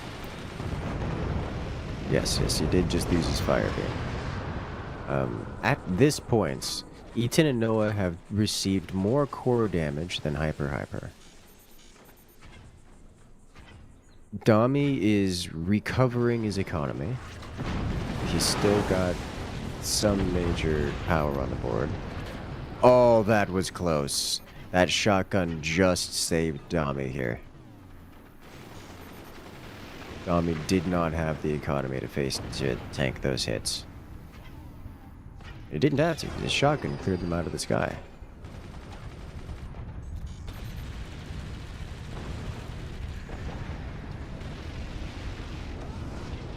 This is the part where I feel the need to remind that Hyper has gone into later gameplay. They've had upgraded eco for an extended period of time.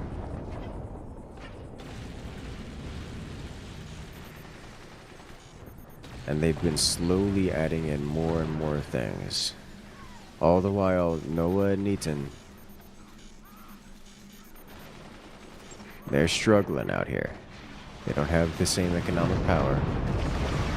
Every little bit of that is so much anti-air. Every little bit of damage they receive is damage that is not quickly repaired. And those mortars, I tell you right now, have been dealing damage, real damage. Noah's being ground down and picked apart shot by shot. Yeah, just like that.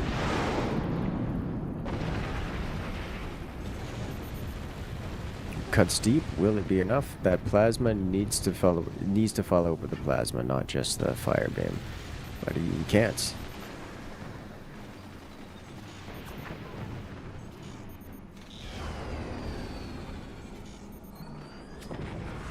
There it goes. And we're about to see another missile launch.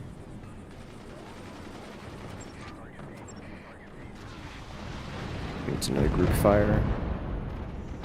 But the missiles make it. The nukes make it. Eaton takes massive damage. His core is not exposed, but that is not the kind of repair bill he can afford to repay.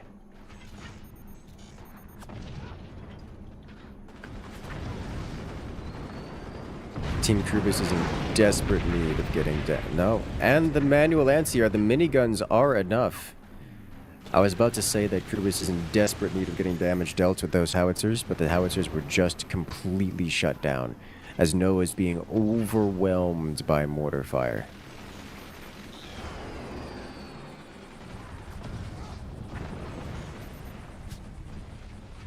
Look at that. Dami is selling off defenses to restructure things because he's confident he has the time, he has the space, he can, and he's adding in a plasma beam as well.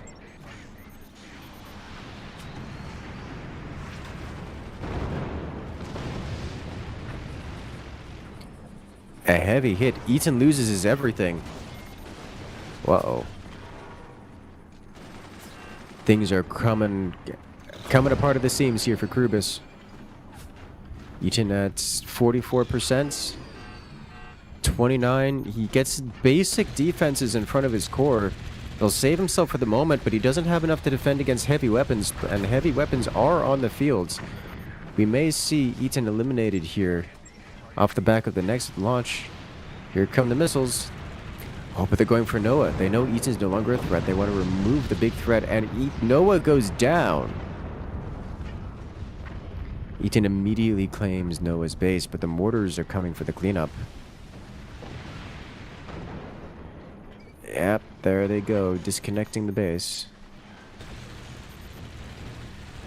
Fire beam, no plasma beam follow-up. Oh, that hurts so much. That hurts so much to be Eaton right now. Here comes the killing blow. Kaboom. Team Hyper with the win in round 1.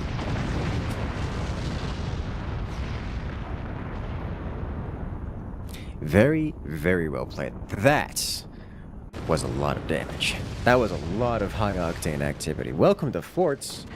Best match so far. You did wind up getting your mortars, just not from where you expected. Yes.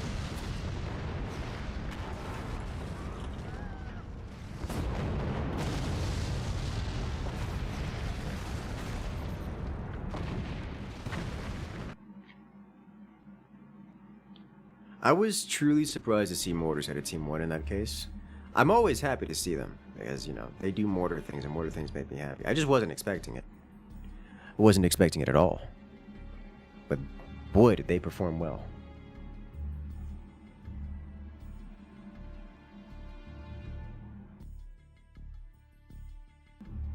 I'd have to check the replay, but they were just so consistent. They were always firing, and a lot of times what you'll see is that players just sort of forget they have them once they start getting shot. Yes.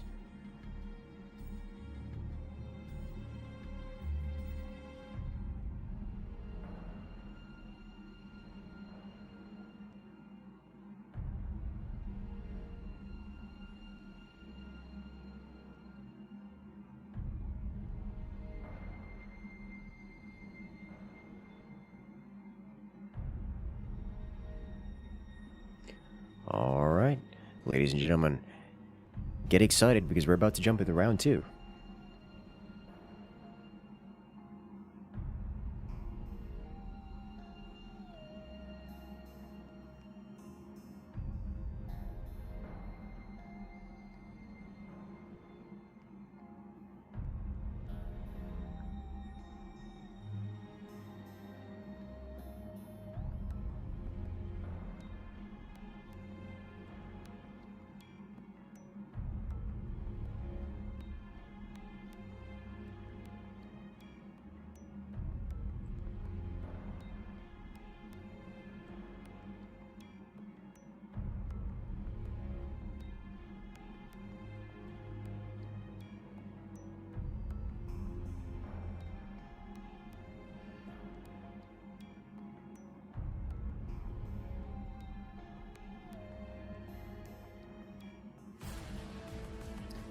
And we're off.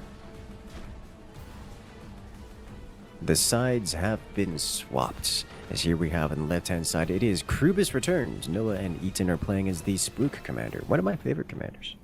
They're playing against their opponents on the right-hand side. In the red, it is Hyper playing as the Moonshine Commander. You know, Moonshine, real popular these days, it would seem. Certainly today. The shield doors are quite strong. Yeah, it's like the anti-cheese commander. Between shield doors that just help defenses and with the current laser meta, nonsense. Royal lasers is quite good. Yeah.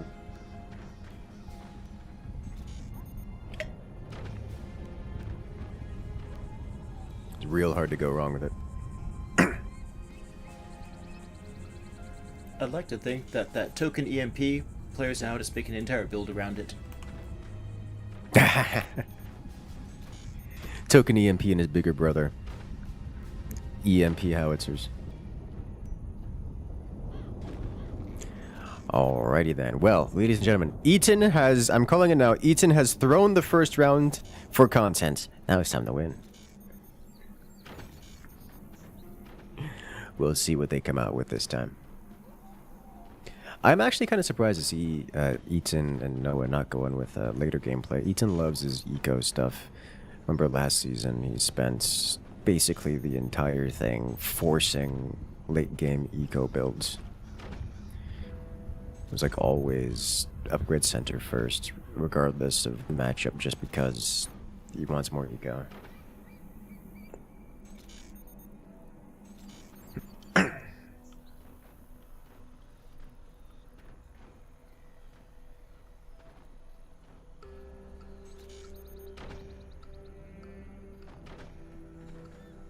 Alright, Hyper has gone with double upgrade center, so we'll be seeing the upgrade center options from them. I'm not certain that this will be for...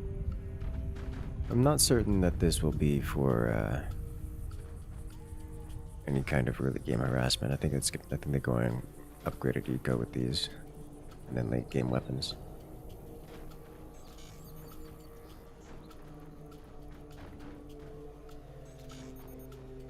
Krubis returns, however, going with the split option.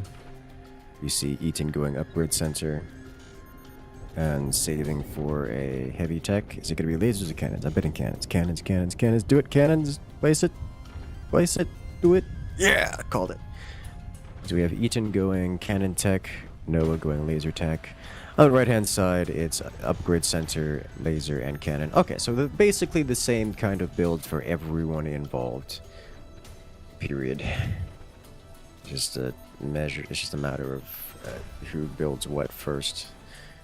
A shotgun out of Mars for the lower forts on the right-hand side. Is this because they're expecting Eaton to go for a howitzer, or because they just want to have a shotgun and they like shotguns? I mean, it's hard to go wrong with liking shotguns. Big shotgun fan. I mean, howitzers on this map are pretty popular, so... It is pretty meta, yes. It's pretty popular, I should say. I would not be surprised if Eaton went double howitzer on this front expansion. Yes. That would be a very Eaton thing to do.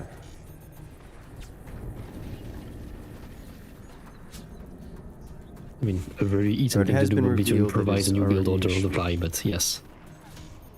I was going to say, it's been revealed there's already a shotgun on the board, so there is a justification to swap over to not howitzer. A high incentive. Yes, high incentive to just build cannons here instead. And given Eaton hasn't built howitzer storages, I think it may actually just be cannons.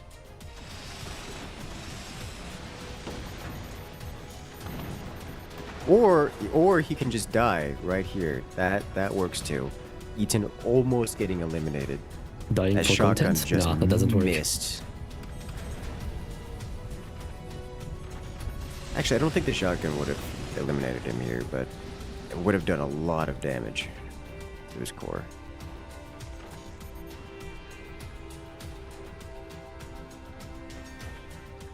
shotgun on core violence is very effective for the shotgun.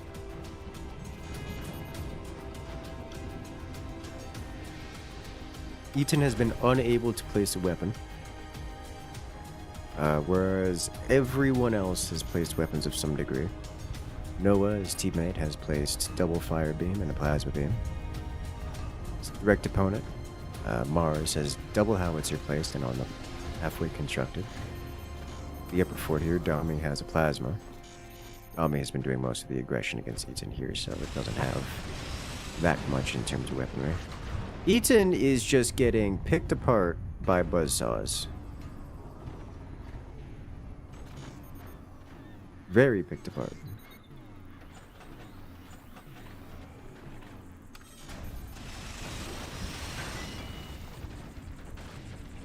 And Dami has done what almost no other player can do, which is forced Eaton to put metal in front of his core. Yes. It looks like Eaton's reacting to this just by upgrading his eco and accepting that he's become Team Tank. Now, will Noah be able to line up his shots and get some real damage here? Kinda sorta. He does line up his shots. Beautifully done.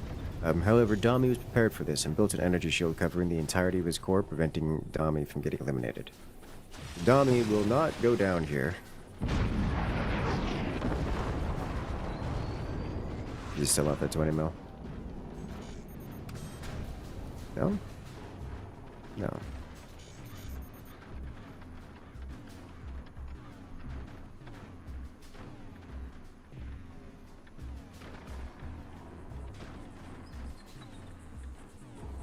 But with the second howitzer coming online, Mars is going to have some incredible damage on the board.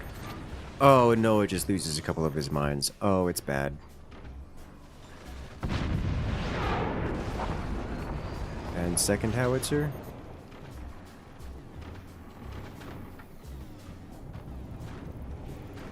No second howitzer follow-up. Okay. That's a surprise to me. Eaton could have been potentially wiped out here. Second howitzer? Do it. Do it! End him.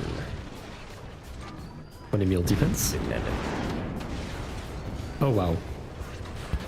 Oh, that was so close. But a beautiful counter shot. Noah just annihilates 3 of Dami's mines. That's a lot of damage.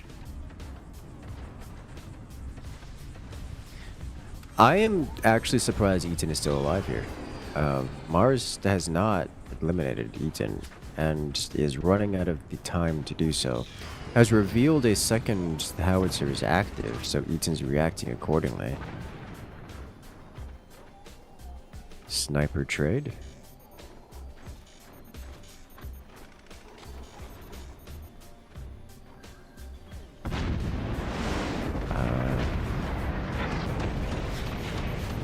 There he goes. 20 mil as anti-air. Eaton just barely hanging on here. I say as if he doesn't have fully intact armor, but that armor is woefully insufficient. Oh, and he builds another howitzer. Dude, you, sir, are brave. He's so brave that he has an exposed howitzer strictly for the purposes of anti-air at this point, because he knows he's riding the edge here.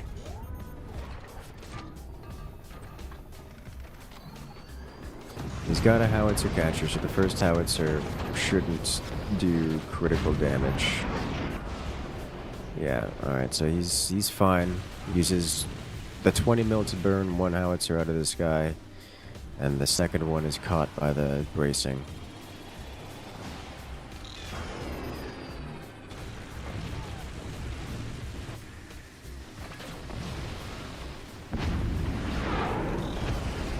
Howitzer impacts. Eaton snipers defeated. Noah sniper comes in and takes out the shotgun. I'd love to see it. Uh-oh. Oh, it's bad. Oh, it's real bad. Howitzer comes off cooldown and fires. Just barely makes it. Alright, turbine block, sandbag block works too. Okay, we got it. That was close. That was so close.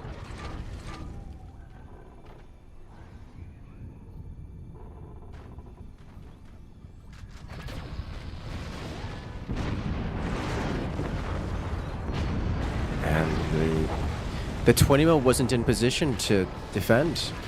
It's all exposed. Oh, and so is Dami's lasers. Dami opens his doors to try to capitalize at Eaton's vulnerability and gets punished for it. Noah with the door snipe obliterates every weapon Dami had built up. Oh, that hurts to be Dami right now. As Noah is just kind of carrying this match. Eaton's been a punching bag. Oh my god, if he still holds the line here. There it is, and the sniper follow-up. Oh, and he punches through. Mars loses everything. All of his howitzers, all of his weapons. Oh, it's fall coming apart here for Team Hyper. It's just crumbling down. God, Eaton has been so risky. He has plot armor. But it's just, he's just survived, and it's just barely enough. One more sniper, there it is.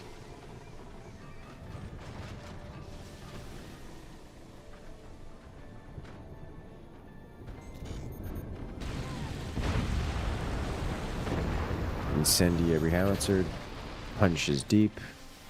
Laser carries through. Oh, so much damage. Mars getting cooked inside and out.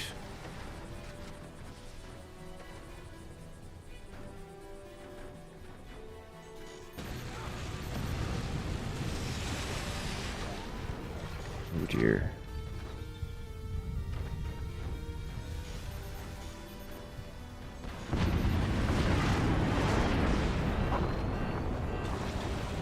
And follow-up shots. It hits the internals. Mars loses his technology. That's not the world he wants to live in. He still has his eco. He can still recover from this. It's just going to take him quite a while. He's knocked back. Not quite to the Dark Ages, but it's not far off. Dami once again reconstructing his weapons. He gets a plasma beam online. It's behind only a single door. It's an energy shield door, but a single door nonetheless, and we've seen how that works. Beautiful shot, takes out a sniper. Performs Noah's inmates.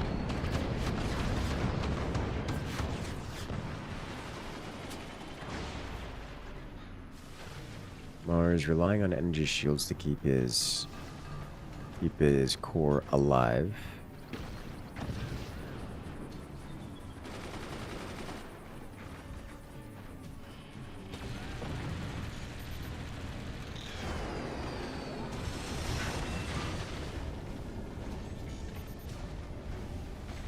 There we go. Back and forth. Another good shot from the laser. But at this point, Dami is relying on door snipes to get the damage dealt. Oh, not quite lined up. That had been a little lower, that would have been potentially game ending.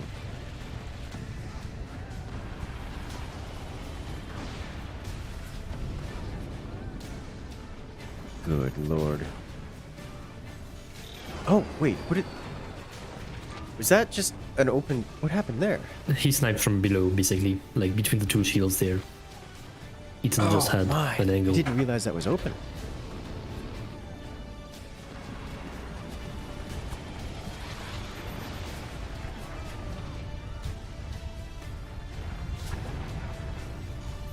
The sniping from Team Krubis is escalating.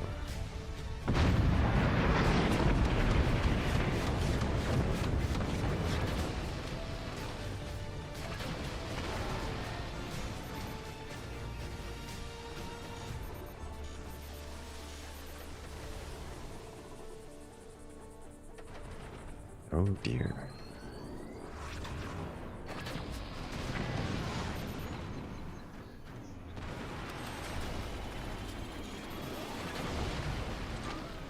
Eaten from the once frail core,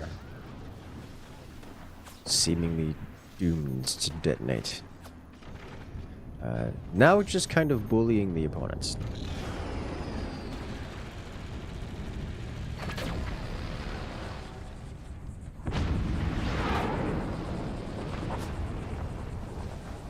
Looks like he's aiming for the weapons platform, Dami's weapons platform. Doesn't land the shot, but still. You know, at this point, I'm reasonably certain Eaton could just buzzsaw Mars's foundations of his expansion and eliminate Mars via collapse.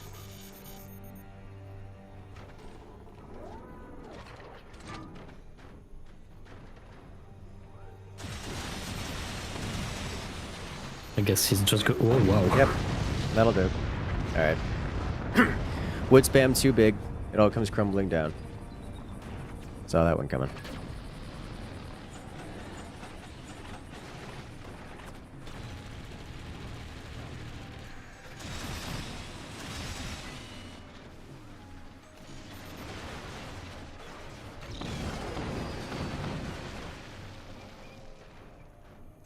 Nice clean slate. Is Dami's last one standing. Now Dami still has defenses, still has weapons. At 3 plasma beams, it's nothing to scoff at.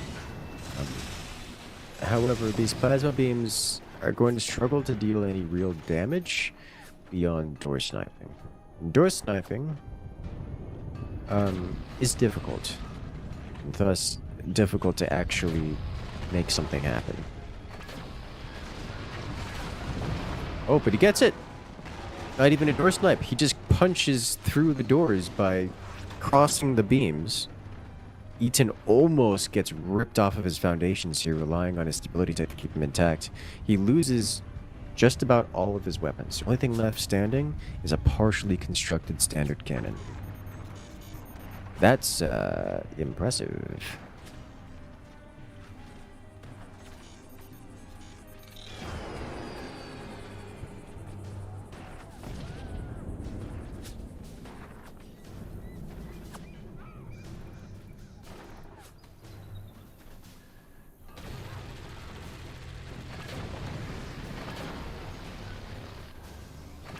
Oh, so close. Oh man, so close to burning through the core. A single shred of metal down to about 10% HP was the only thing standing between Noah and annihilation. I must say this Dami is doing some real damage here with those plasmas.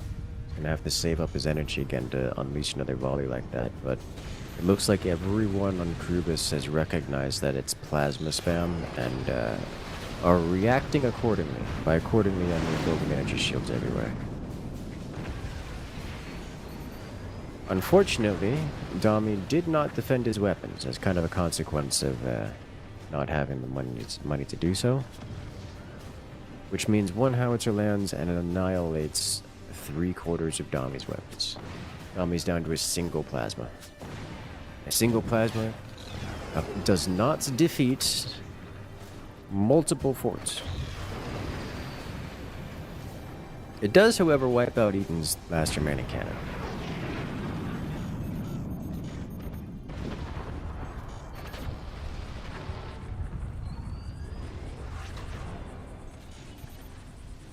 Alright then.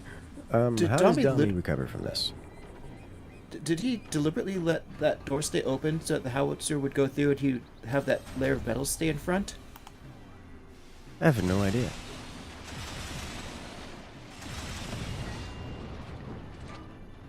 I genuinely don't know.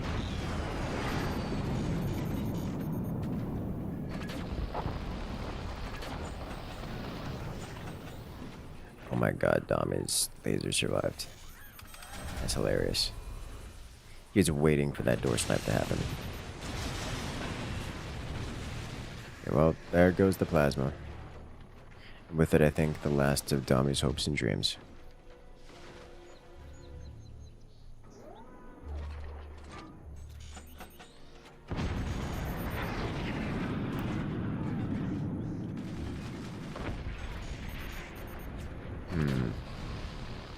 Death by mortar, potentially? Potentially. It is a very Eaton thing to do.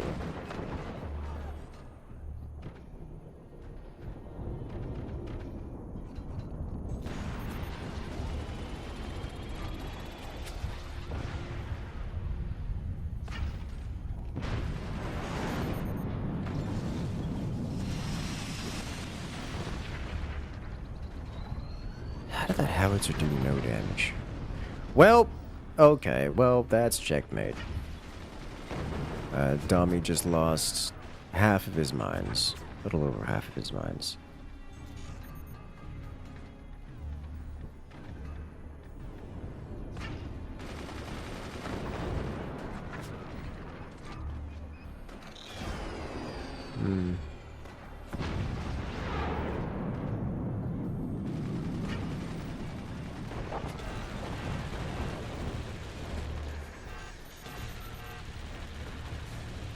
And I believe Dami is letting it happen.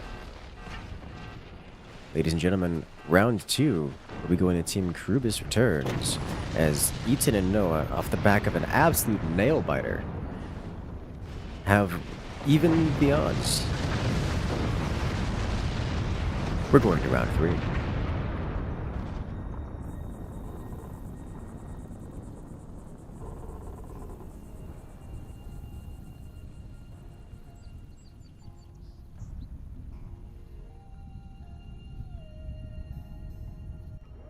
Alrighty then, let's see what we got next here. These defensive shots from Eaton are just ridiculous.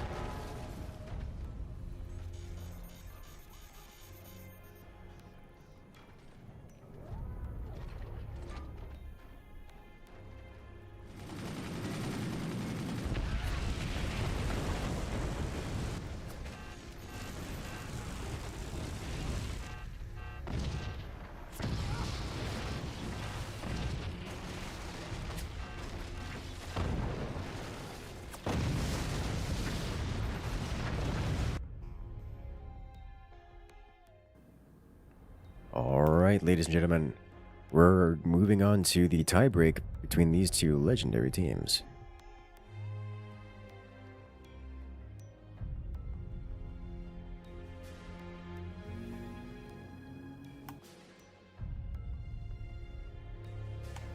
If we had to vote right now for just this match, I would have to give MVP to Noah for that one.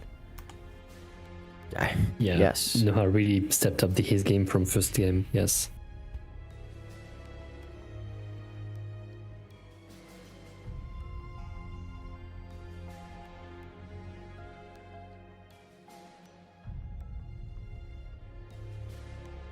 Oh boy.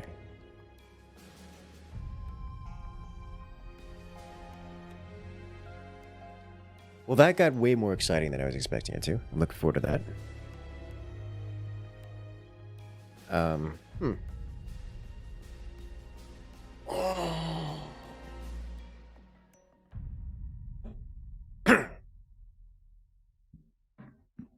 Let's see what we got next.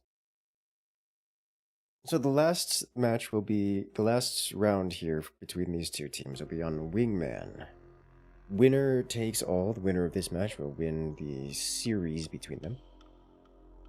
Or should I say the matchup between them.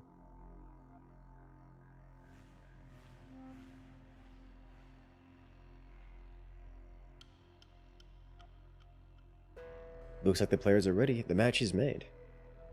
So I hope you guys are ready, because I certainly am. I'm invested now. I need to see how this ends. The hype is real. Team Hyper versus Krubis returns.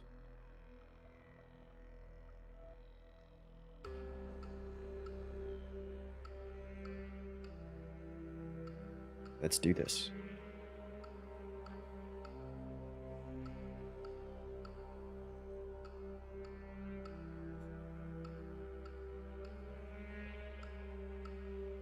All right, ladies and gentlemen, we are off to the races.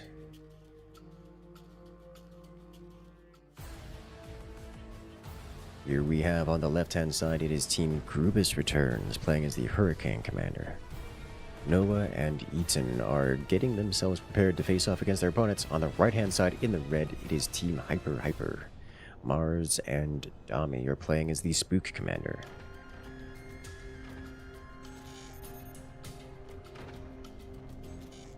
Both of these commanders are, I'm going to describe them as pretty general purpose, not specializing in any specific weapon or strategy type.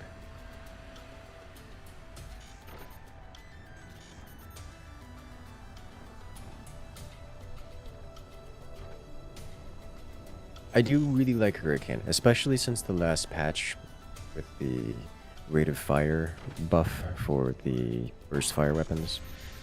You can get it's basically just an anti-air boost. It makes machine gunners more effective at doing anti-air things, which is wonderful.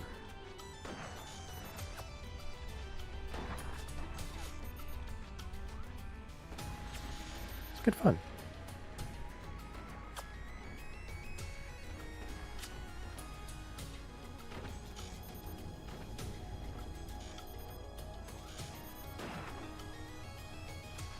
Just means machine gunners can be stronger. They can deal anti-air things more consistently, which is nice. I like it. I like it a lot.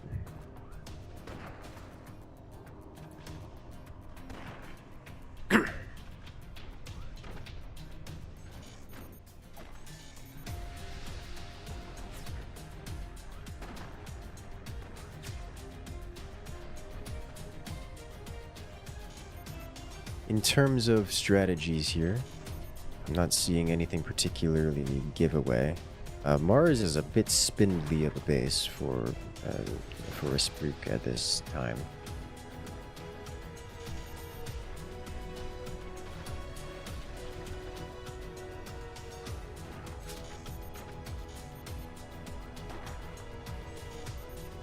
Is Eaton going for... That's just like a minimum timing plasma rush, isn't it? You might see fire beam, plasma beam combo like at like the 4:45 mark here. Not quite cheese, but super fast. I mean, with Hurricane, you can even be faster than 4:30 if you want to. Yes. I'm not going for it, but you could.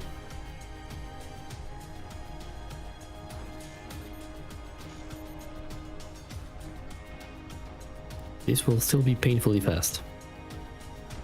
Yes. Yes, it will be.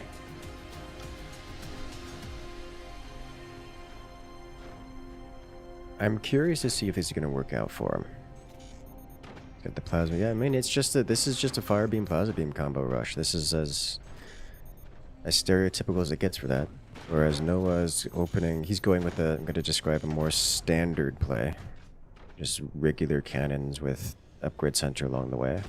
On the other side, we're seeing the same kind of play here. Token EMP for both sides. Dami getting a buzzsaw, which is not an EMP, but otherwise functionally the same as everyone else. Yeah, the only odd one out here is Eaton, who's going to build an elimination worth of damage very quickly. It's worth noting that his weapons platform is exposed, so his opponents will know what he is doing. He hasn't even bothered defending or concealing the timings of these things. And there's an AP sniper hitting his weapons platform, so the enemies know about this. So they know they need to defend against this, and they are immediately doing so.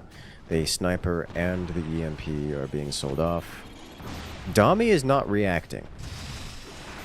Dami is trying to kill Noah. And has dealt damage.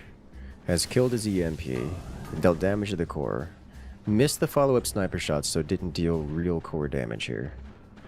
But Eaton is about 10 seconds away from firing. He's not even doing tiny doors. We see Dami going with shields around his core. Okay, yeah, so Team Hyper has correctly recognized and defended against Eaton's shenaniganery here. However, It's still a fire beam, plasma beam at the 5-minute mark, and the entirety of everyone's bases are not completely defended. Case endpoint, Dami loses 2 mines. Eaton also correctly recognizing that Team Hyper has defended against the kill shot and is instead just taking what he can, and what he can is some of Dami's eco.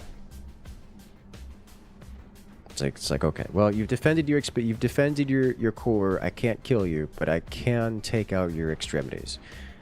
And so Eaton is done. Now this puts Eaton at Eaton needs to find more damage. Now it's good job. He dealt damage. He got weapons out. He's got map control. He's good, great. He needs more damage than this, because otherwise, just getting mines earlier with an upgrade center and extra eco is going to outscale the amount of damage that he's dealt these. So he needs to constantly be wielding these weapons, which doesn't quite have the energy production to constantly do. And he also needs to deal actual damage. Mars looks like he's approximately full defended at this point. Dami, not so much. Once again, the mines go down. Good job, Eaton.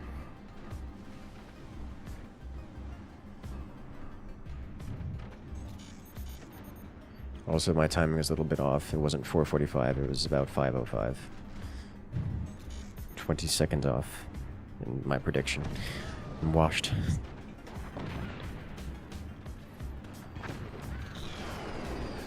You have some sniping. he just keeps building the sniper. It's like an AI. Why are you like this? Dude, that is so much wasted money. Noah, you can't. Why are you doing this? AI soft lock. Why? Noah, why? Noah, please. Oh my god. That was like 1,000 money worth of sniper just eliminated. That's not okay.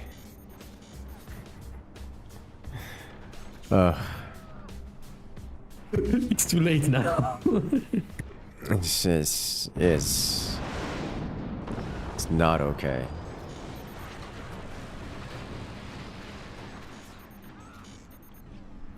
Well, Team Krubis needs to ramp up the damage output a lot. Noah's getting blasted here. I strongly suspect Hyper is gonna have a near insurmountable advantage in this. Eaton needs to like tech switch out of lasers or get his eco investment up right now. Plasma, do it. Oh, not quite. He didn't line the shot up perfectly. It caused some deformation, but he needed more than that. He didn't get the damage dealt. That was a beautiful shot from Noah. Come on, you can do it. There's no real damage there, is there? No. Eaton didn't have the energy follow-up anyways. Dami now has a plasma, and will be firing it here momentarily. I suspect, yeah, no real damage from that, but...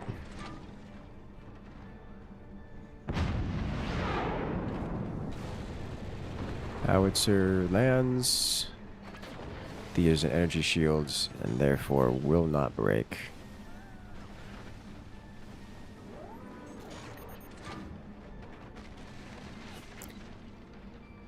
Noah's howitzer is the one thing enabling Krubis to deal major damage here. Rip Eaton sniper. Oh, but the shotgun takes it out. And no sniper follow-up means the shotgun... Well, I guess, fire beam works as a follow-up too. That, you know what, that's good.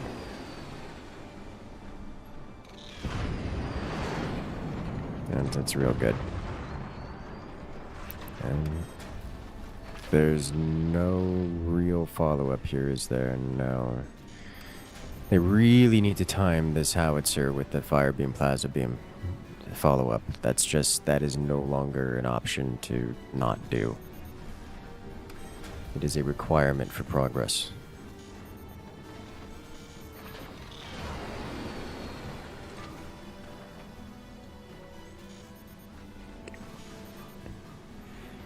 Looks like they're good to go again.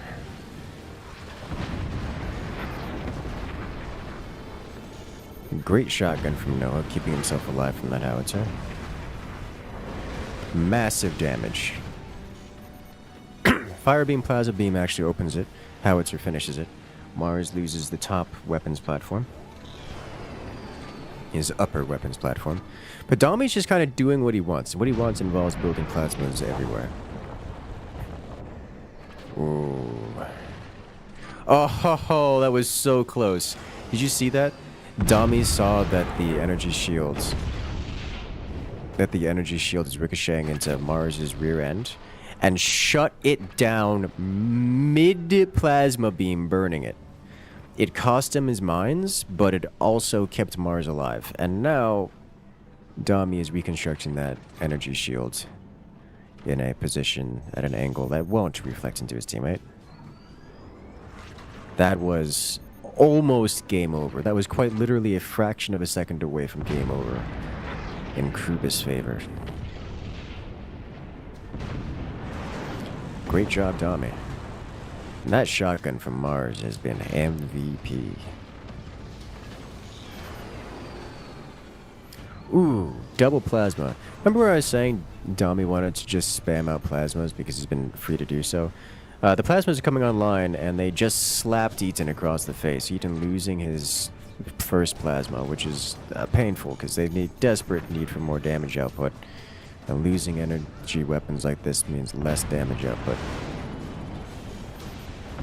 But no shotgun on the board for Team Hyper. So the fire beam the howitzer makes it through, and the fire beam plasma beam follow up. Dami gets completely disconnected from his expansion, but doesn't collapse. His stability tech is fully online, so he's able to take those kind of hits.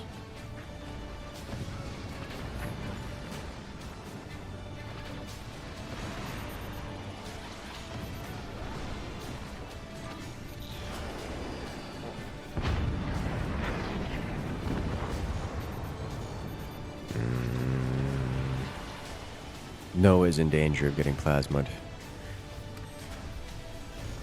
It's howitzer and plasma for both teams at this point.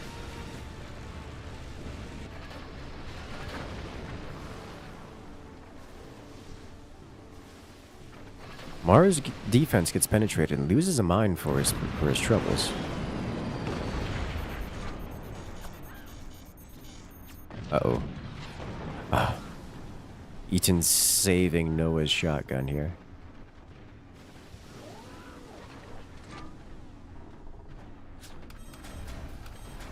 Noah struggling on the resources front. Doesn't have upgraded mines yet. That's going to cause him some problems as this game goes on. No longer has a shotgun, which means the howitzer makes it through. And if there's any follow-up shots, it could be a huge problem for Noah in this forward position. That shotgun's just... it's so good. But this might just tip the scales. We have mortars on the board for Dami, which means now Krubis returns must necessarily be very careful here, as they're at the cusp of getting overwhelmed. Their anti-air now having to deal with mortars on top of the howitzer. Things could spiral very quickly. That one EMP out of Mars is doing so much work.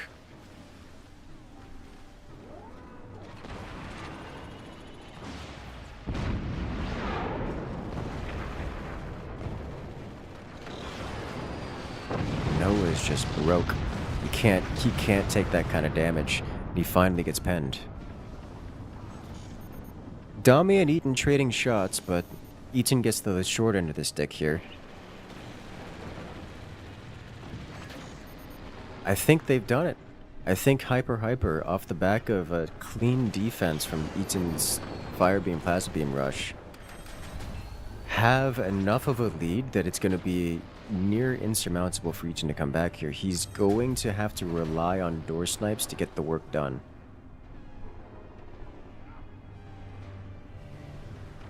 Come on, do it. Place another plasma. I have faith in you. You can do this. Risk it all. Get that extra damage on the board so you can pen a door without requiring a door snipe and break them. You've got very limited time. Very, very limited time. Oh my god, that's so much damage output. So much firepower.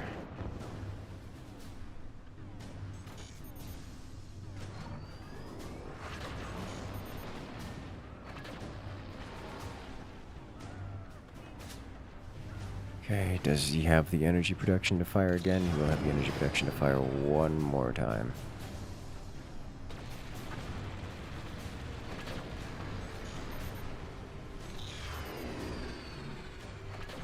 He appears to not want to fire one more time. Do it, do it, do it, do it, do it, do it! Oh, so close, but the wobble on the fort's too much.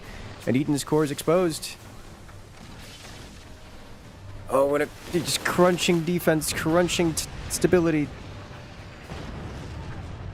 Barely catches it in time. But here come the mortars. Impact. The howitzer reloads. The rockets are rimmed out. The rockets are going to be the end of him. That's too much. You can't defend against the rockets here. That's not how that works. There's only so much material in the world, and the rockets are too much. That said, that reflection did damage, just score the entire front of Mars's base, which may have been all but critical here. Defense is exposed.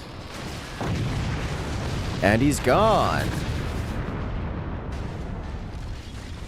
Hyper wins it after a wonderful back and forth. 2-1. Noah and Eaton are defeated. Good job, Mars and Dobby, taking victory in this best 2 of 3. I'm looking forward to see. They've earned their points tonight, guys.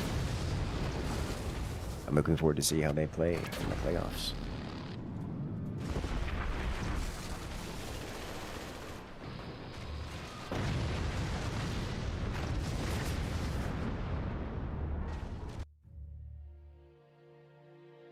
Alright, ladies and gentlemen, don't go anywhere because we have the next matchup starting here in a minute.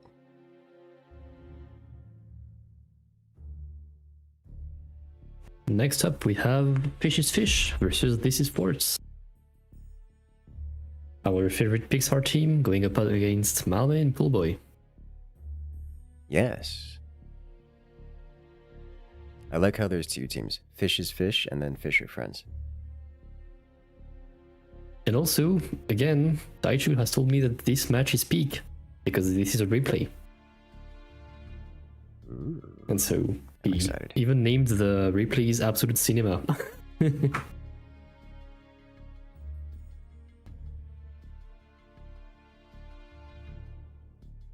Alright.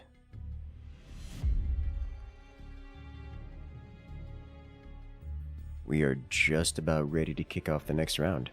Fish is Fish, Dory and Marlin versus This is Forts, Malm and Poolboy.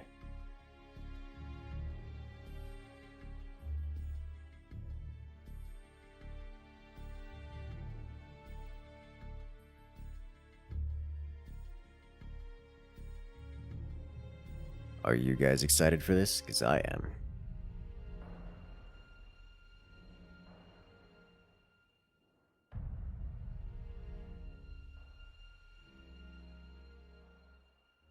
Alright, do we have the bans for this upcoming match?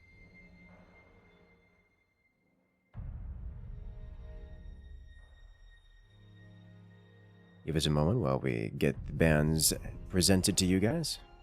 So which team do you think will win this one? Fish is Fish or This is Forts? Malm, Poolboy, Dory, Marlin. I really want to root for Dory. That having been said, it's hard to pick them. It truly is. And that's not a knock, by the way. It's just a lot of experience represented on the other side. Yes.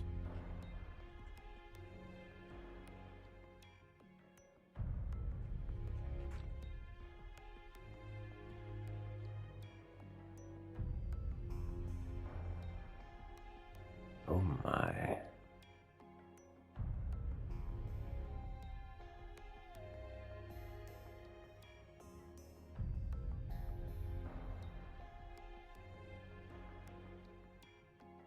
I'm looking forward to this one. I was teased with this one.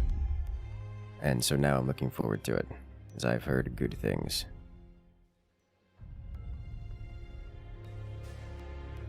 I mean, originally we wanted to cast the replay Taichu had against who I don't recall, but to think that Taichu himself chose to promote this one instead tells a lot.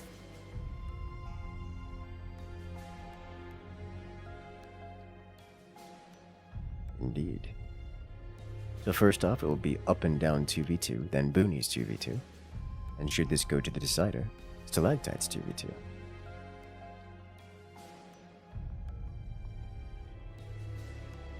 Seep and Hurricane are both banned, so we won't be seeing those delicious nuke rushes. Between Team Fish is Fish and This is Forts. Marlin and Dory of Team Fish is Fish. Poolboy and Malm of Team This is Forts. Alright, it looks like we're good to go. Are we ready?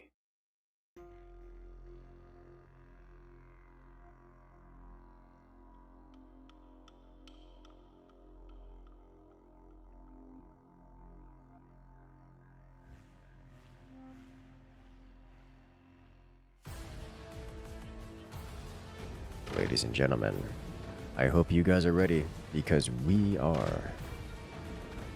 And we're kicking it off, as here we have on the left-hand side, it is Team Fish is Fish, facing off against Team This is Forts. Left-hand side, Dory and Marlin are playing as the Spook Commander. On the right-hand side, Poolboy and Malm are the Firebird Commander.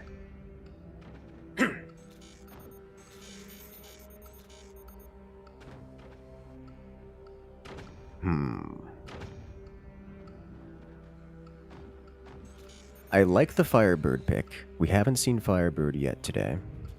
Firebird has some cheese options. It's quite the spicy pick. Even say flaming hot.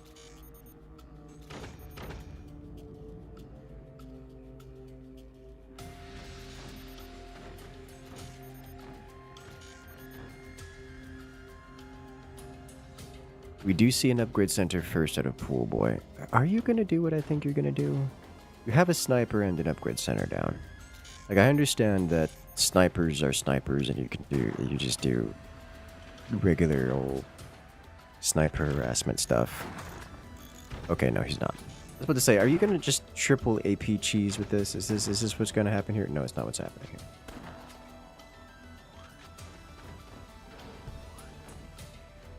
It's just double upgrade center first for Team Mrs. Forts.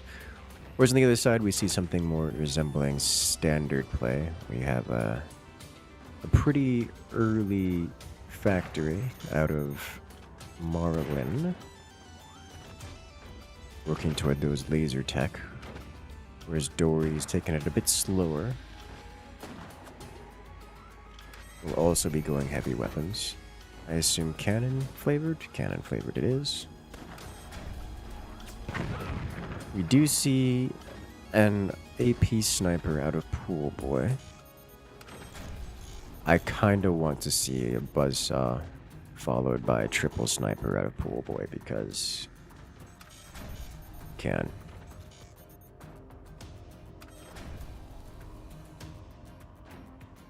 Give us the triple AP cheese. You can do it. He's not gonna do it. It's not gonna happen. It's not gonna happen.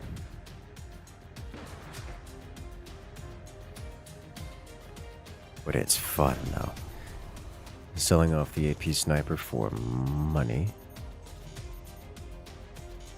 And in its place, he gets heavy weapons tech, I presume. Is it cannons? Malm now investing in an AP sniper right now. Oh, it's missiles. He's not going heavy weapons tech at all. They're sticking early game. Okay. Early game after eco upgrades. Okay.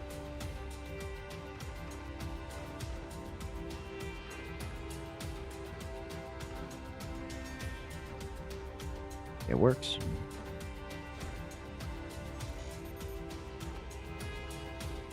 I like this. Malm going with an absolute array of mortars. Battery incoming.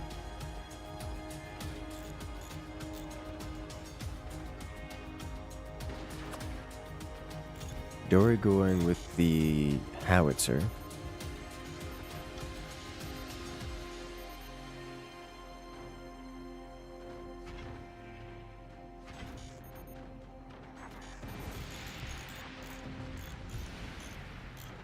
Incendiary mortars. Good mortars. I like them.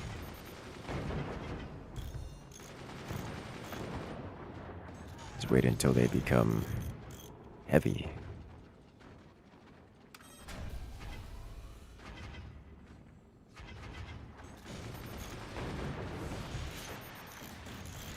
The mortars have been retargeted, all of them aiming for the core or core adjacent.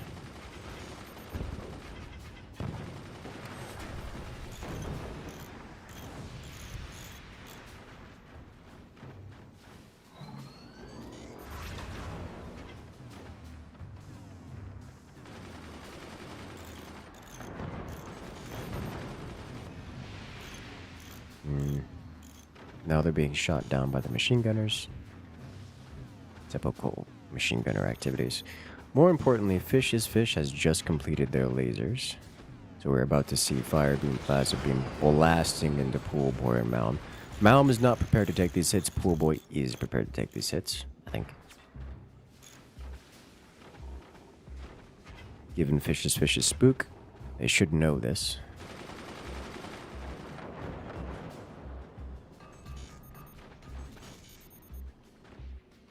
With Dory coming out with the howitzer, I think we're about to see some absolutely devastating damage slammed into Team Mrs. Forts. Team Mrs. Forts defending with extra sandbags. Howitzer lands in a spot where there's not much of an angle available to fire. Marlon doesn't have the energy to fire his weapons. So he won't be firing his weapons.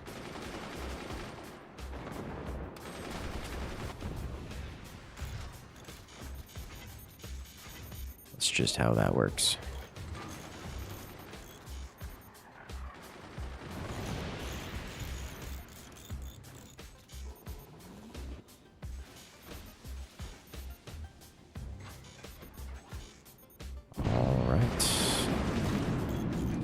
Machine guns fire. Fish ignites. But that's a beautiful howitzer. We're going to see some devastating follow-up lasers here. Cutting almost all the way through the base. Well merged bit of firepower. Pool Boy is just deeply entrenched with varietals of armor.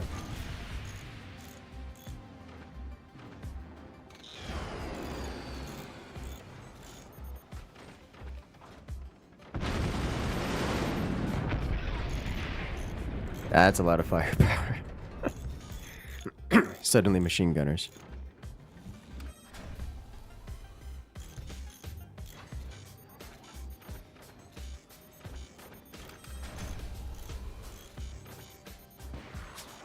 Alrighty then.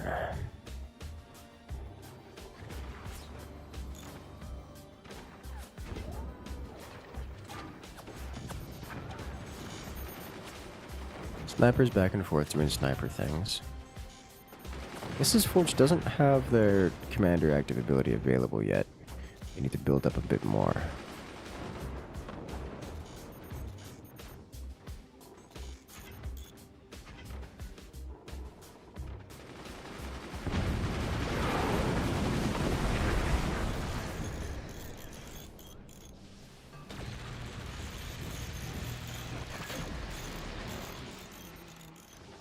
deep, but not deep enough.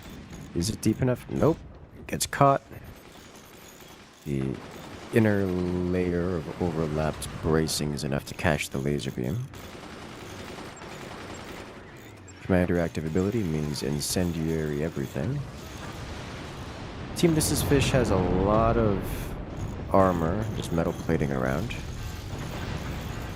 Oh my god. That nuke snaking in from behind. Just obliterating Marlin's rear end, all of his economy, all of his turbines, all of his batteries are gone. Oh, it hurts. It hurts to see so much.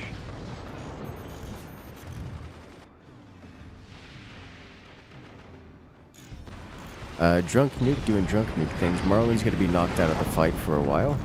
Has to spend the next foreseeable future rebuilding his economy. Unfortunately, he's not going to have an opportunity to do so without getting blasted by even more nukes.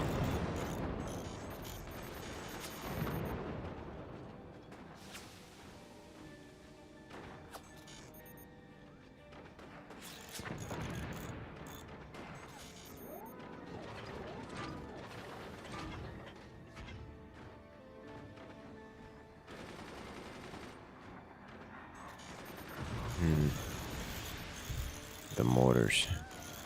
They're still incendiary mortars, so they're not going to be dealing real damage, but they will be igniting things, which is annoying, and well in the normal category of everything Firebird.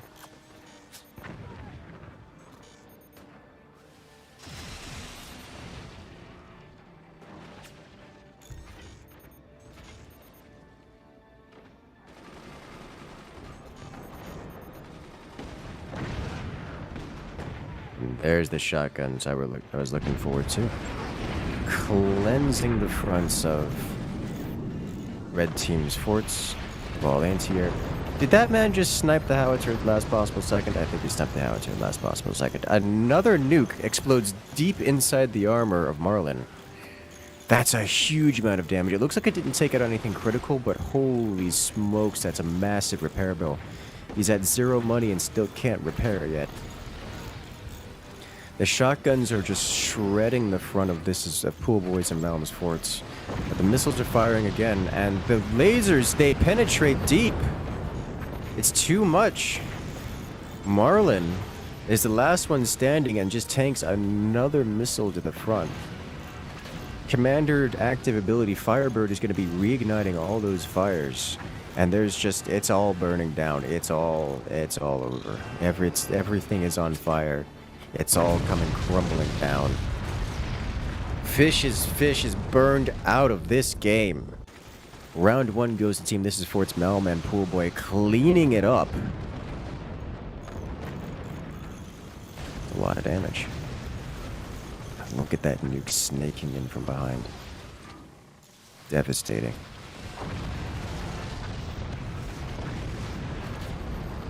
Why are drunk nukes so good? Why are they so overpowered?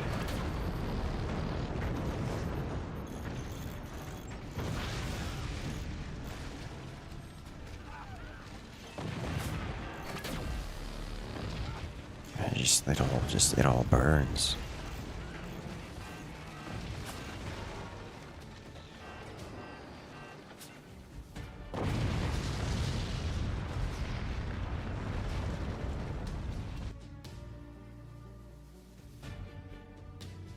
Alright, well then.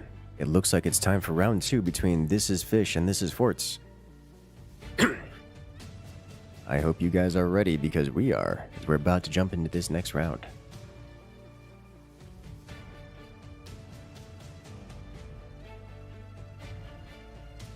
Will Team Fish's Fish be able to make a comeback? Will they get burned out again in round 2? You know, I wonder if Firebird is like super effective against Team Fish's Fish. You know, a fish can't be in water if all the water has boiled away.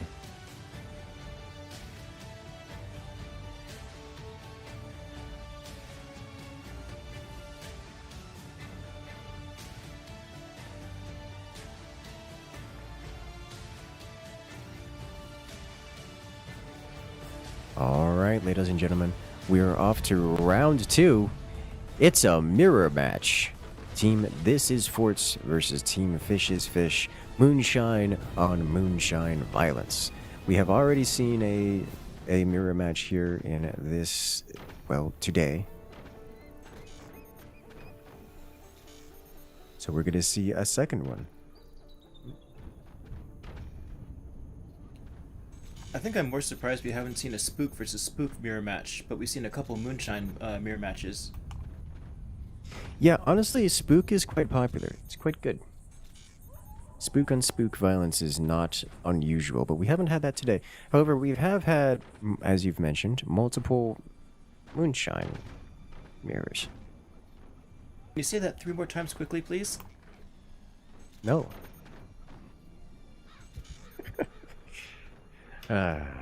Only because I don't remember what I said. What is it? The Moonshine mirrors. Moonshine mirror doesn't feel so bad. It's not like this one of these cheesy, scuffy matchups. Moonshine's kind of an anti-cheese more than anything else, so it makes it quite convenient. When you have, it's like there will be no return descenders in this matchup. Period. That's how that matchup. That's how it works. End of question.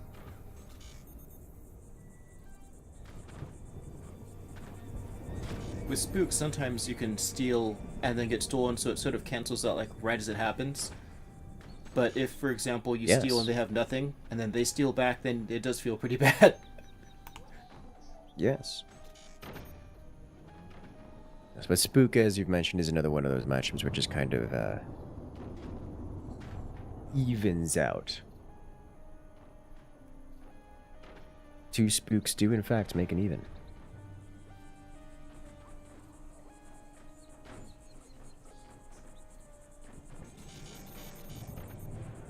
Crispy fish? Yes. They got fried, grilled, cooked, baked, boiled, raised, and devoured.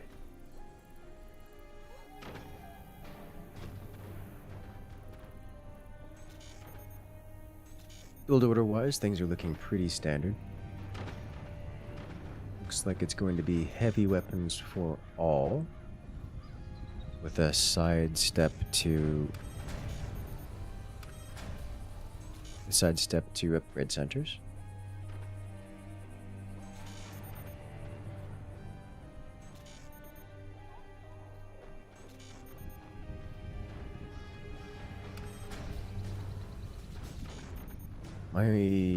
The next thing I'm looking for is Malm's choice of heavy weapon. Will it be lasers or will it be cannons? It will be cannons. So we have 1 laser player, 1 cannon player for each team. Incidentally, they're in the same position, so the top players for each team are laser players, the bottom players for each team are cannon players. Everyone's got an upgrade center. Actually, does Marlin have an upgrade? Marlin doesn't have an upgrade center. So Marlin will not be participating in the resource production upgrades. At least, not yet. This will, however, give Marlin a head start on weapon placement. There is a token EMP from Malm on the left-hand side here, so we'll get to see a little bit of harassment. It's worth noting that Dory does have a sniper, which may immediately punish the EMP, depending on how that timing works out. A pretty devastating hit. Shuts down the tech and the core. Dory's gonna have to fix that. With the sniper becoming active, yep, and the EMP about to get blasted. There it is. Classic sniper activity takes out the token EMP. This is why the token EMP does not last very long in most matchups. Actually, I don't know if that's true. I think in most matchups the token EMP actually does survive, even if there's a sniper out. But the sniper is still the premium option for dealing with it.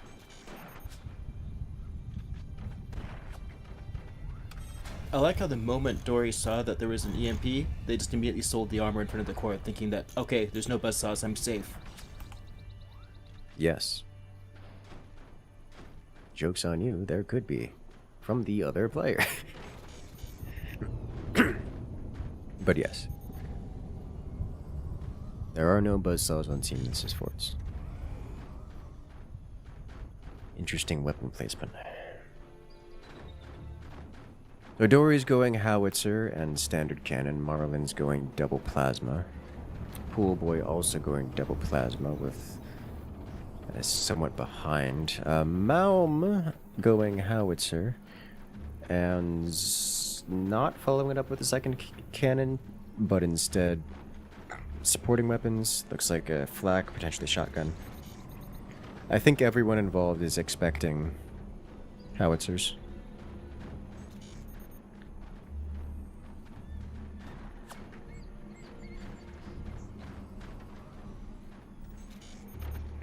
You have a heavy usage of snipers, not snipers, energy shields all over the place. The EMP is being reconstructed in Malm's forts in the lower left fort. This will become very important because, as we have seen in previous matchups, when everyone is using shield doors to keep themselves alive, I say as everyone is, then the EMP wins the game by virtue of dealing critical damage. Just shutting down all the defenses for anything else to come in and just wipe out literally everything. The chorus of shield doors definitely means that they both know each other's moonshine. Yes. Now, here's the thing. Fish's Fish has cannon weapons on the board. What was I saying? I was just talking about that. EMP shuts it down. Anything else comes and destroys literally everything. Like the entire weapons towers, it's just gone. Weapons platform, it's gone. All of it, the whole thing. Now, Team This is Fish, or Fish's Fish, Dory has multiple cannons on the board right now, starting with the howitzer. Howitzer can deal a lot of damage. Oh, look at the anti-air. Alright, this is looking real one-sided here. This is Forts, takes the howitzer out, but the standard cannon comes in, committing EMP, and just like that, Malm loses multiple mines. 3 mines down. Standard cannon, real good at casting EMP. No. Sure, you're not getting howitzer damage, but that's what you have the lasers for.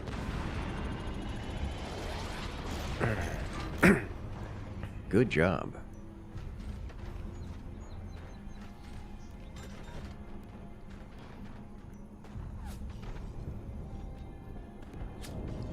I strongly suspect Fish's Fish is just kind of...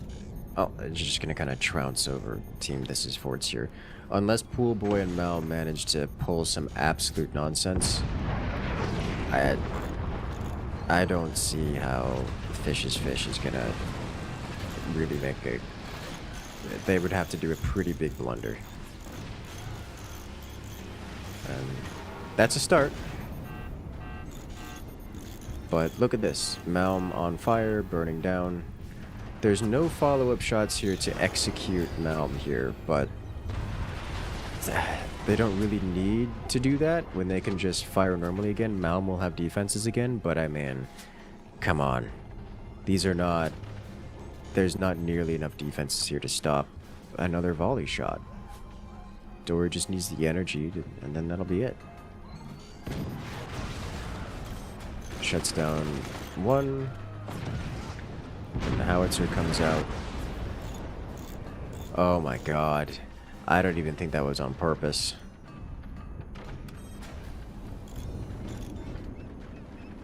That's wild.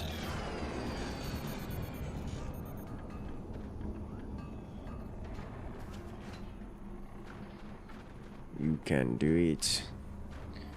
You can make it if you try.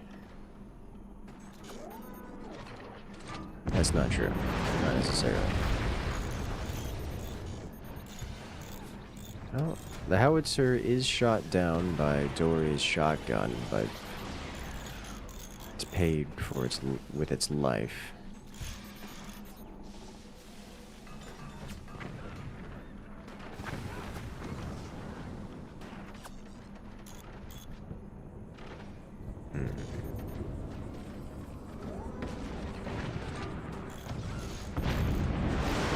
Shield charge, fishes, commander active, which will immediately shut down all the pool boys' shields again. Got the EMPs left and right. No one has any active weapons. They're all shut down. Who fires first, Marlin or Pool Boy? The answer is no one. Everyone's content to not participate in the activities. Ooh, that's a tricky angle.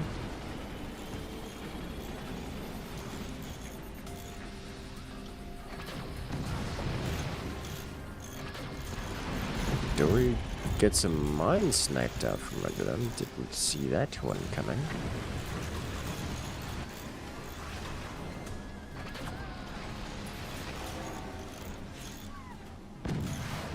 Come on, Dory. You can do it. Oh, there it is. Once again, the reliance on shield doors when EMPs exist. Malm losing his anti-air trench again.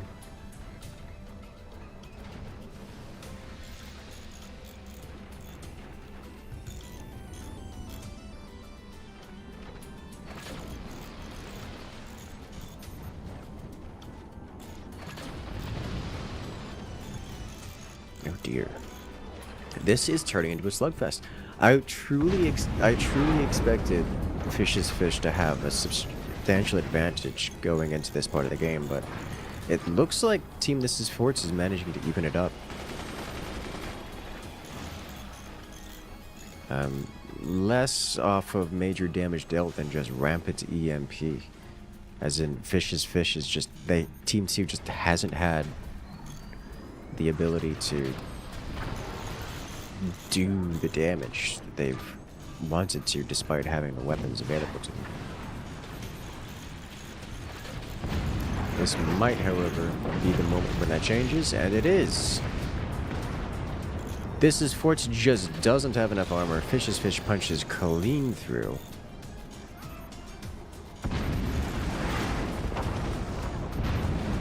Team 1 having all upgrade mines kept him in for a long time, but you have to be able to shoot back. There it goes. Shotgun cleanup.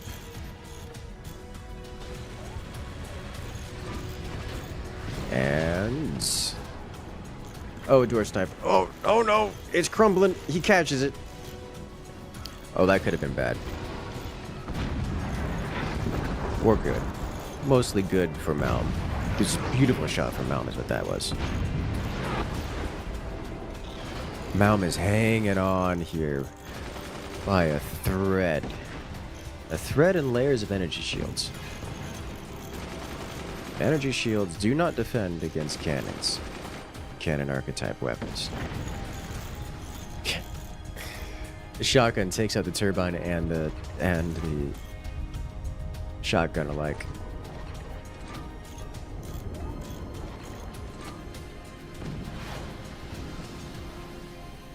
Oh boy. And laser takes it out, but the shotgun... dude, these shotguns have been keeping things clear, just constantly. I think this may be the end here. Malm now having to tank way too much. He's down to a single howitzer against... well, his direct opponent has 2 howitzers and a cannon. And then the whole laser battery from on high. Oh, the door snipe. I got so excited when I saw he managed to reconnect to that laser, to Pool Boy's laser, but then it just instantly gets door sniped by a cannon of all things. Rip the dream. Malm will never get that laser back.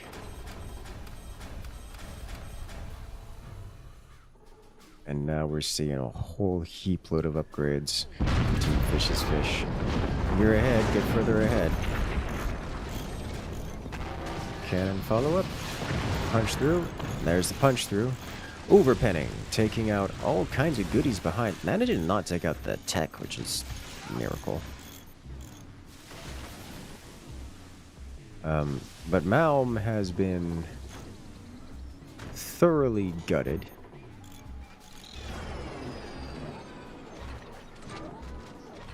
Oh dear.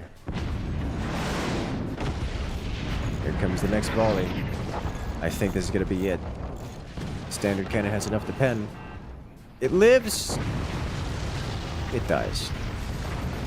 Team, this is fish. Fish is fish. Evens the score. This mirror match, we're going to round 3.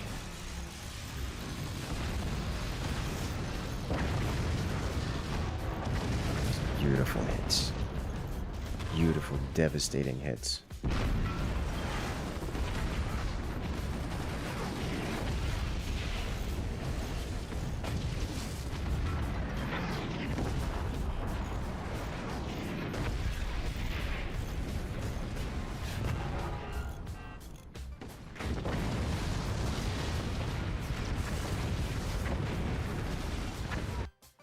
Yeah, that's satisfying.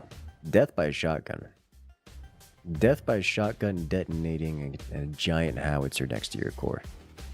That's classic forts. Love to see it.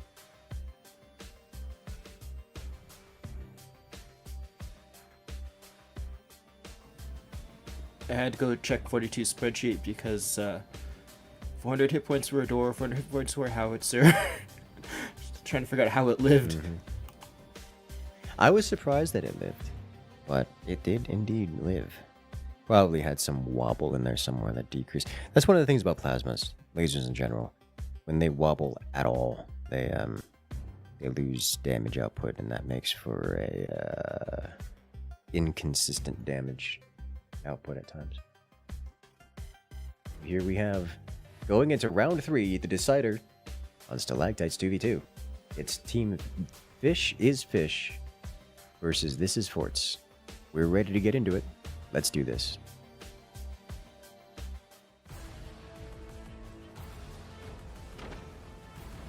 And we're off. The final round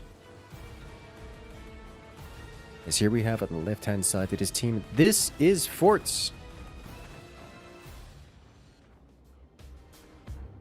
It looks like we've got Overdrive.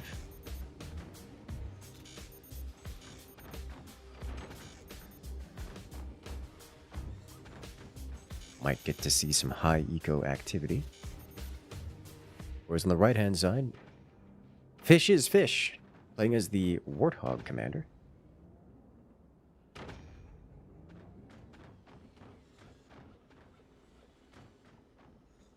I do suspect we're going to see not but late game activities here.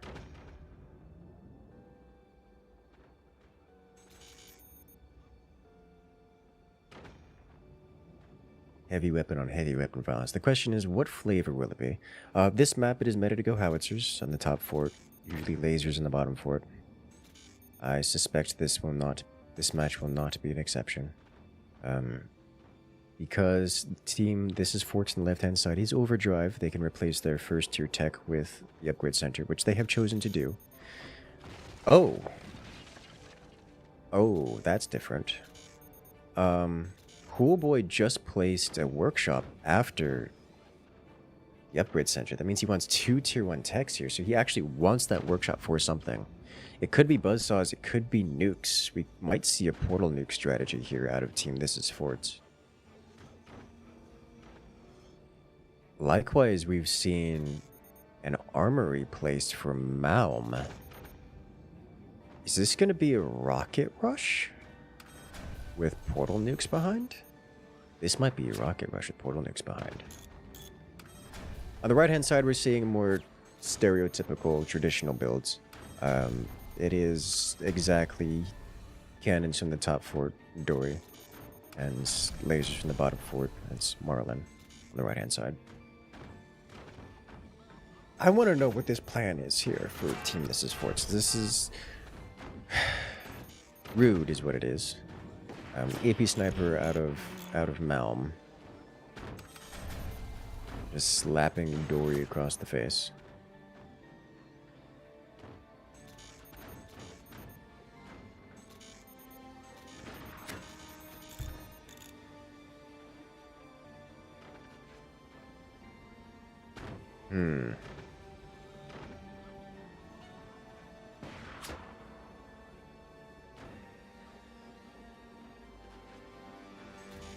Okay.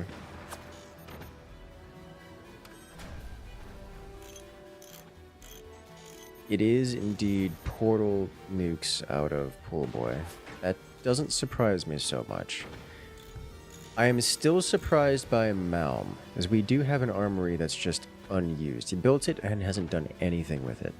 He's instead going up to laser weaponry. Now, laser weaponry, when comboed with the portal nukes, is not an unusual sight. Because laser weaponry, especially in the top 4, can do like full map coverage with the fire beam, enabling the portal nukes to get across the board. It is a slower style of build, but not unusual. It's just the armory that's throwing me off here. But hey, you know what?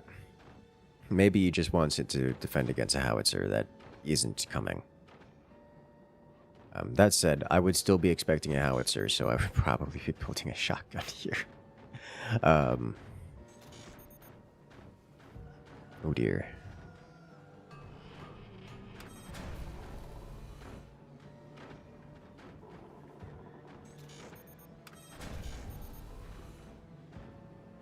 Yes, we do see flak placed, so we're going to see some shotguns out of Malm. Lots of flak. But Dory's just going standard cannons. No howitzers, just a lot of standard cannons. Like a lot of standard cannons. And you know what? I can get behind this. Triple standard cannon can do a lot of damage. Do have an EMP placed for Malms that could be annoying. It's very good at being annoying, I must say. There is not a lot of time for them to react to those nukes. Yeah, no, I gotta point out, Pool Boy has done a great job getting these nukes out quickly. Pool Boy does not have the energy eco to fire them with any consistency, but he's gonna work on that. He also has to invest in portals. He's already got the batteries in place, so he can technically fire them. A beautiful EMP, that's just gross. Marlin does have both a fire beam and a plasma beam on the board, so if Pool Boy does the group fire thing, which everyone has been doing, then he will be able to just wipe out all of them quite quickly.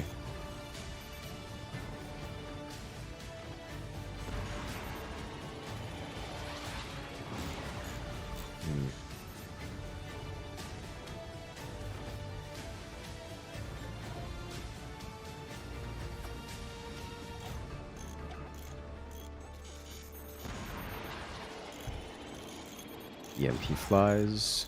It makes it across. Devastating. The sniper follow-up. Alright, so now Dory has an opportunity to use that 20 mil, and he really should be using that 20 mil. Okay, no longer has the opportunity to use the 20 mil. Missiles launched. Lasers. Pool Boy did the good thing. He did the chain fire, and for his choices, manages to land the nuke directly in Marlin's face. Doesn't actually break anything, but does deal a heap load of damage. Is going to send Marlin down into the low economic status. Dory blasts Malm in the face with a bunch of cannons. Doesn't manage to merge the shots. Lacking shot merge. Malm does survive. Pool Boy barely has the eco to fire again, and fire again he does. With the lasers not present to knock the nukes out of the sky, they're all gonna land. And, again, spread fire. No drunk needed, they just decide to spread out and splash their damage around, leaving Marlin clear to hold the line. Massive damage. Malm gets penetrated. All of his armor is broken. His internals are broken. And he gets sliced off the ceiling. Malm goes down into the abyss.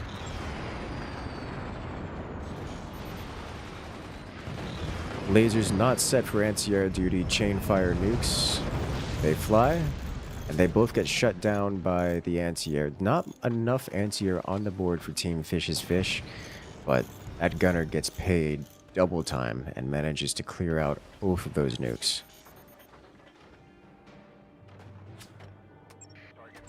So here's the thing. Team Fish's Fish clearly has game-ending amounts of damage on the board. However,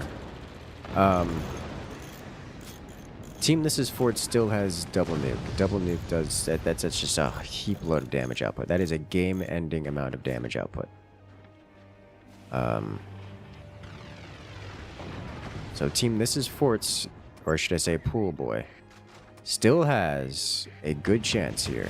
It's just a lot.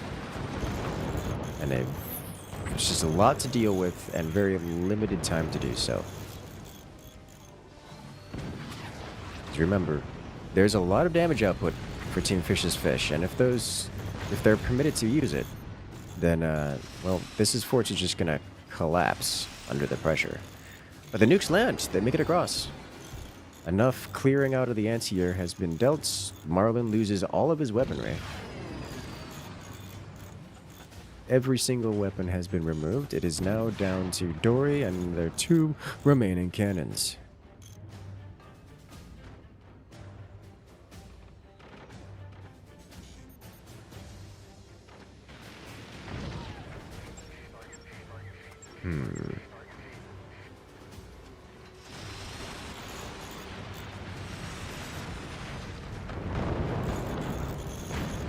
Double nuke? Oh no. That's a huge hit. Dory's able to tank it, but not cost efficiently. That's just a lot of damage. Pool Boy has managed to be the aggressor basically the entire match since Malmö went down. Yes. Oh, that's close. That nearly overpenned Pool Boy's base. Just the double cannon from Dory is doing a lot of damage. It's not enough to break Pool Boy at this point. Pool Boy just kind of has more firepower than Team Fish's Fish. And they're feeling it. If Dory loses that topmost cannon, right, they may not have the ability to really come back in this game. Marlin desperately needs to get more anti-air on the board. Well, Team Fish's Fish desperately needs to get more anti-air on the board, period. Marlin needs to participate in the activities. It's a 1v2, and Pool Boy's just doing it. That fire beam, I think, might not have been good enough. Oh, that was close, dude. That was so close. That detonated so close to Dory's base that it actually dealt splash damage to the exterior struts. God, but standard cannons, they just deal guaranteed damage, and guaranteed damage is good damage, especially when it breaks a weapon with every shot.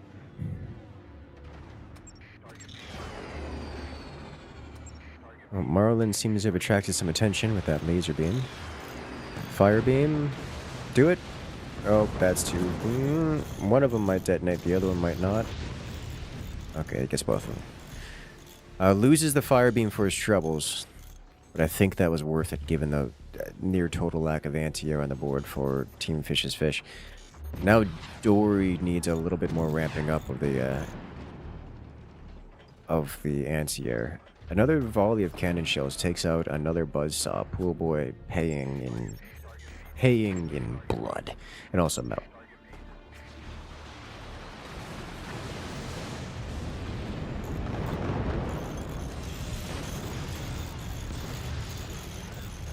Dory tanks the nukes pretty well, just lines himself up with some nuke catcher type construction. Doesn't take all that much damage for it. Still runs out of cash in the process. As Dory's a little bit harmed, starved Rico. Here's the thing, Dory doesn't have any technology. Doesn't have the money to even build technology.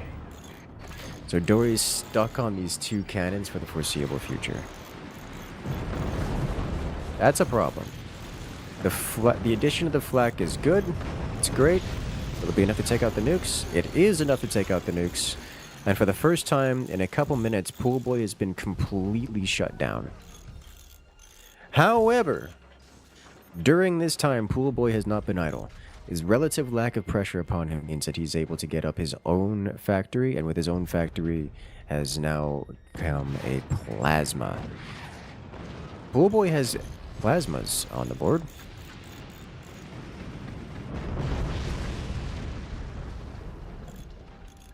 still under construction, but a plasma is once again near guaranteed damage. And that's going to present a huge problem for Dory and Marlin on the other side, especially if it can be a follow-up for Nuclear Strike.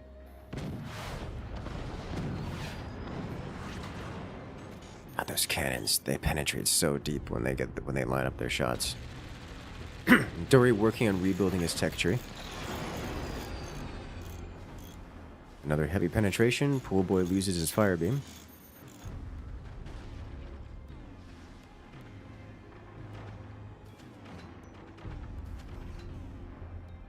Expecting to see another missile launch here. Yep.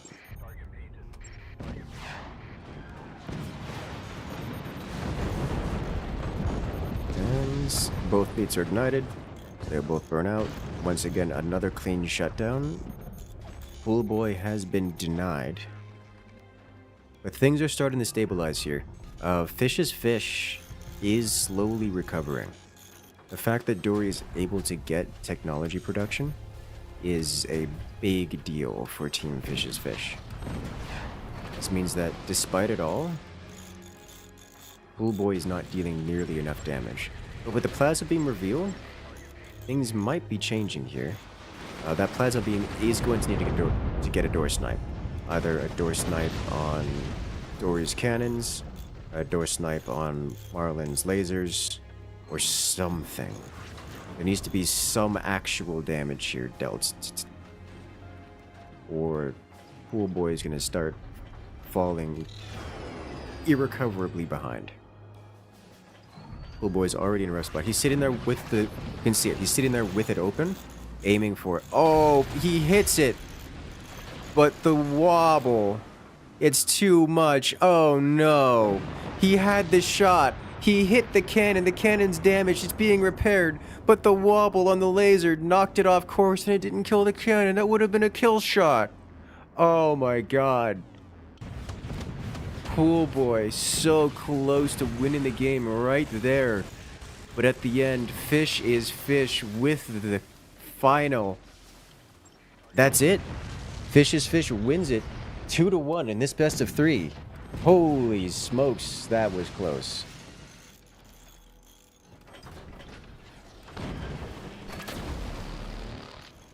That was way closer than I expected it to be. Well, that was wild.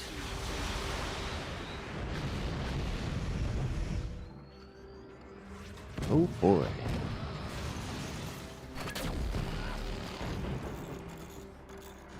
Ladies and gentlemen, I hope you guys have enjoyed because, well, it has been a wild time here.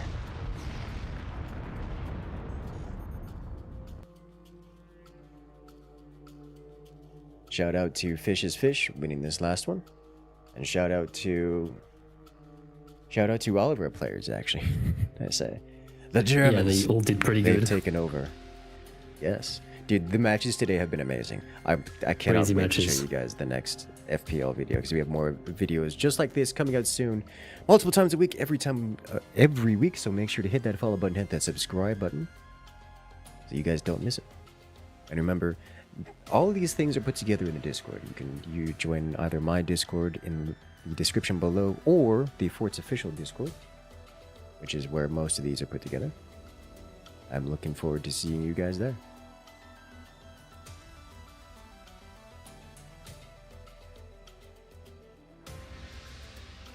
Alright, I will see you guys next time. Have a good one.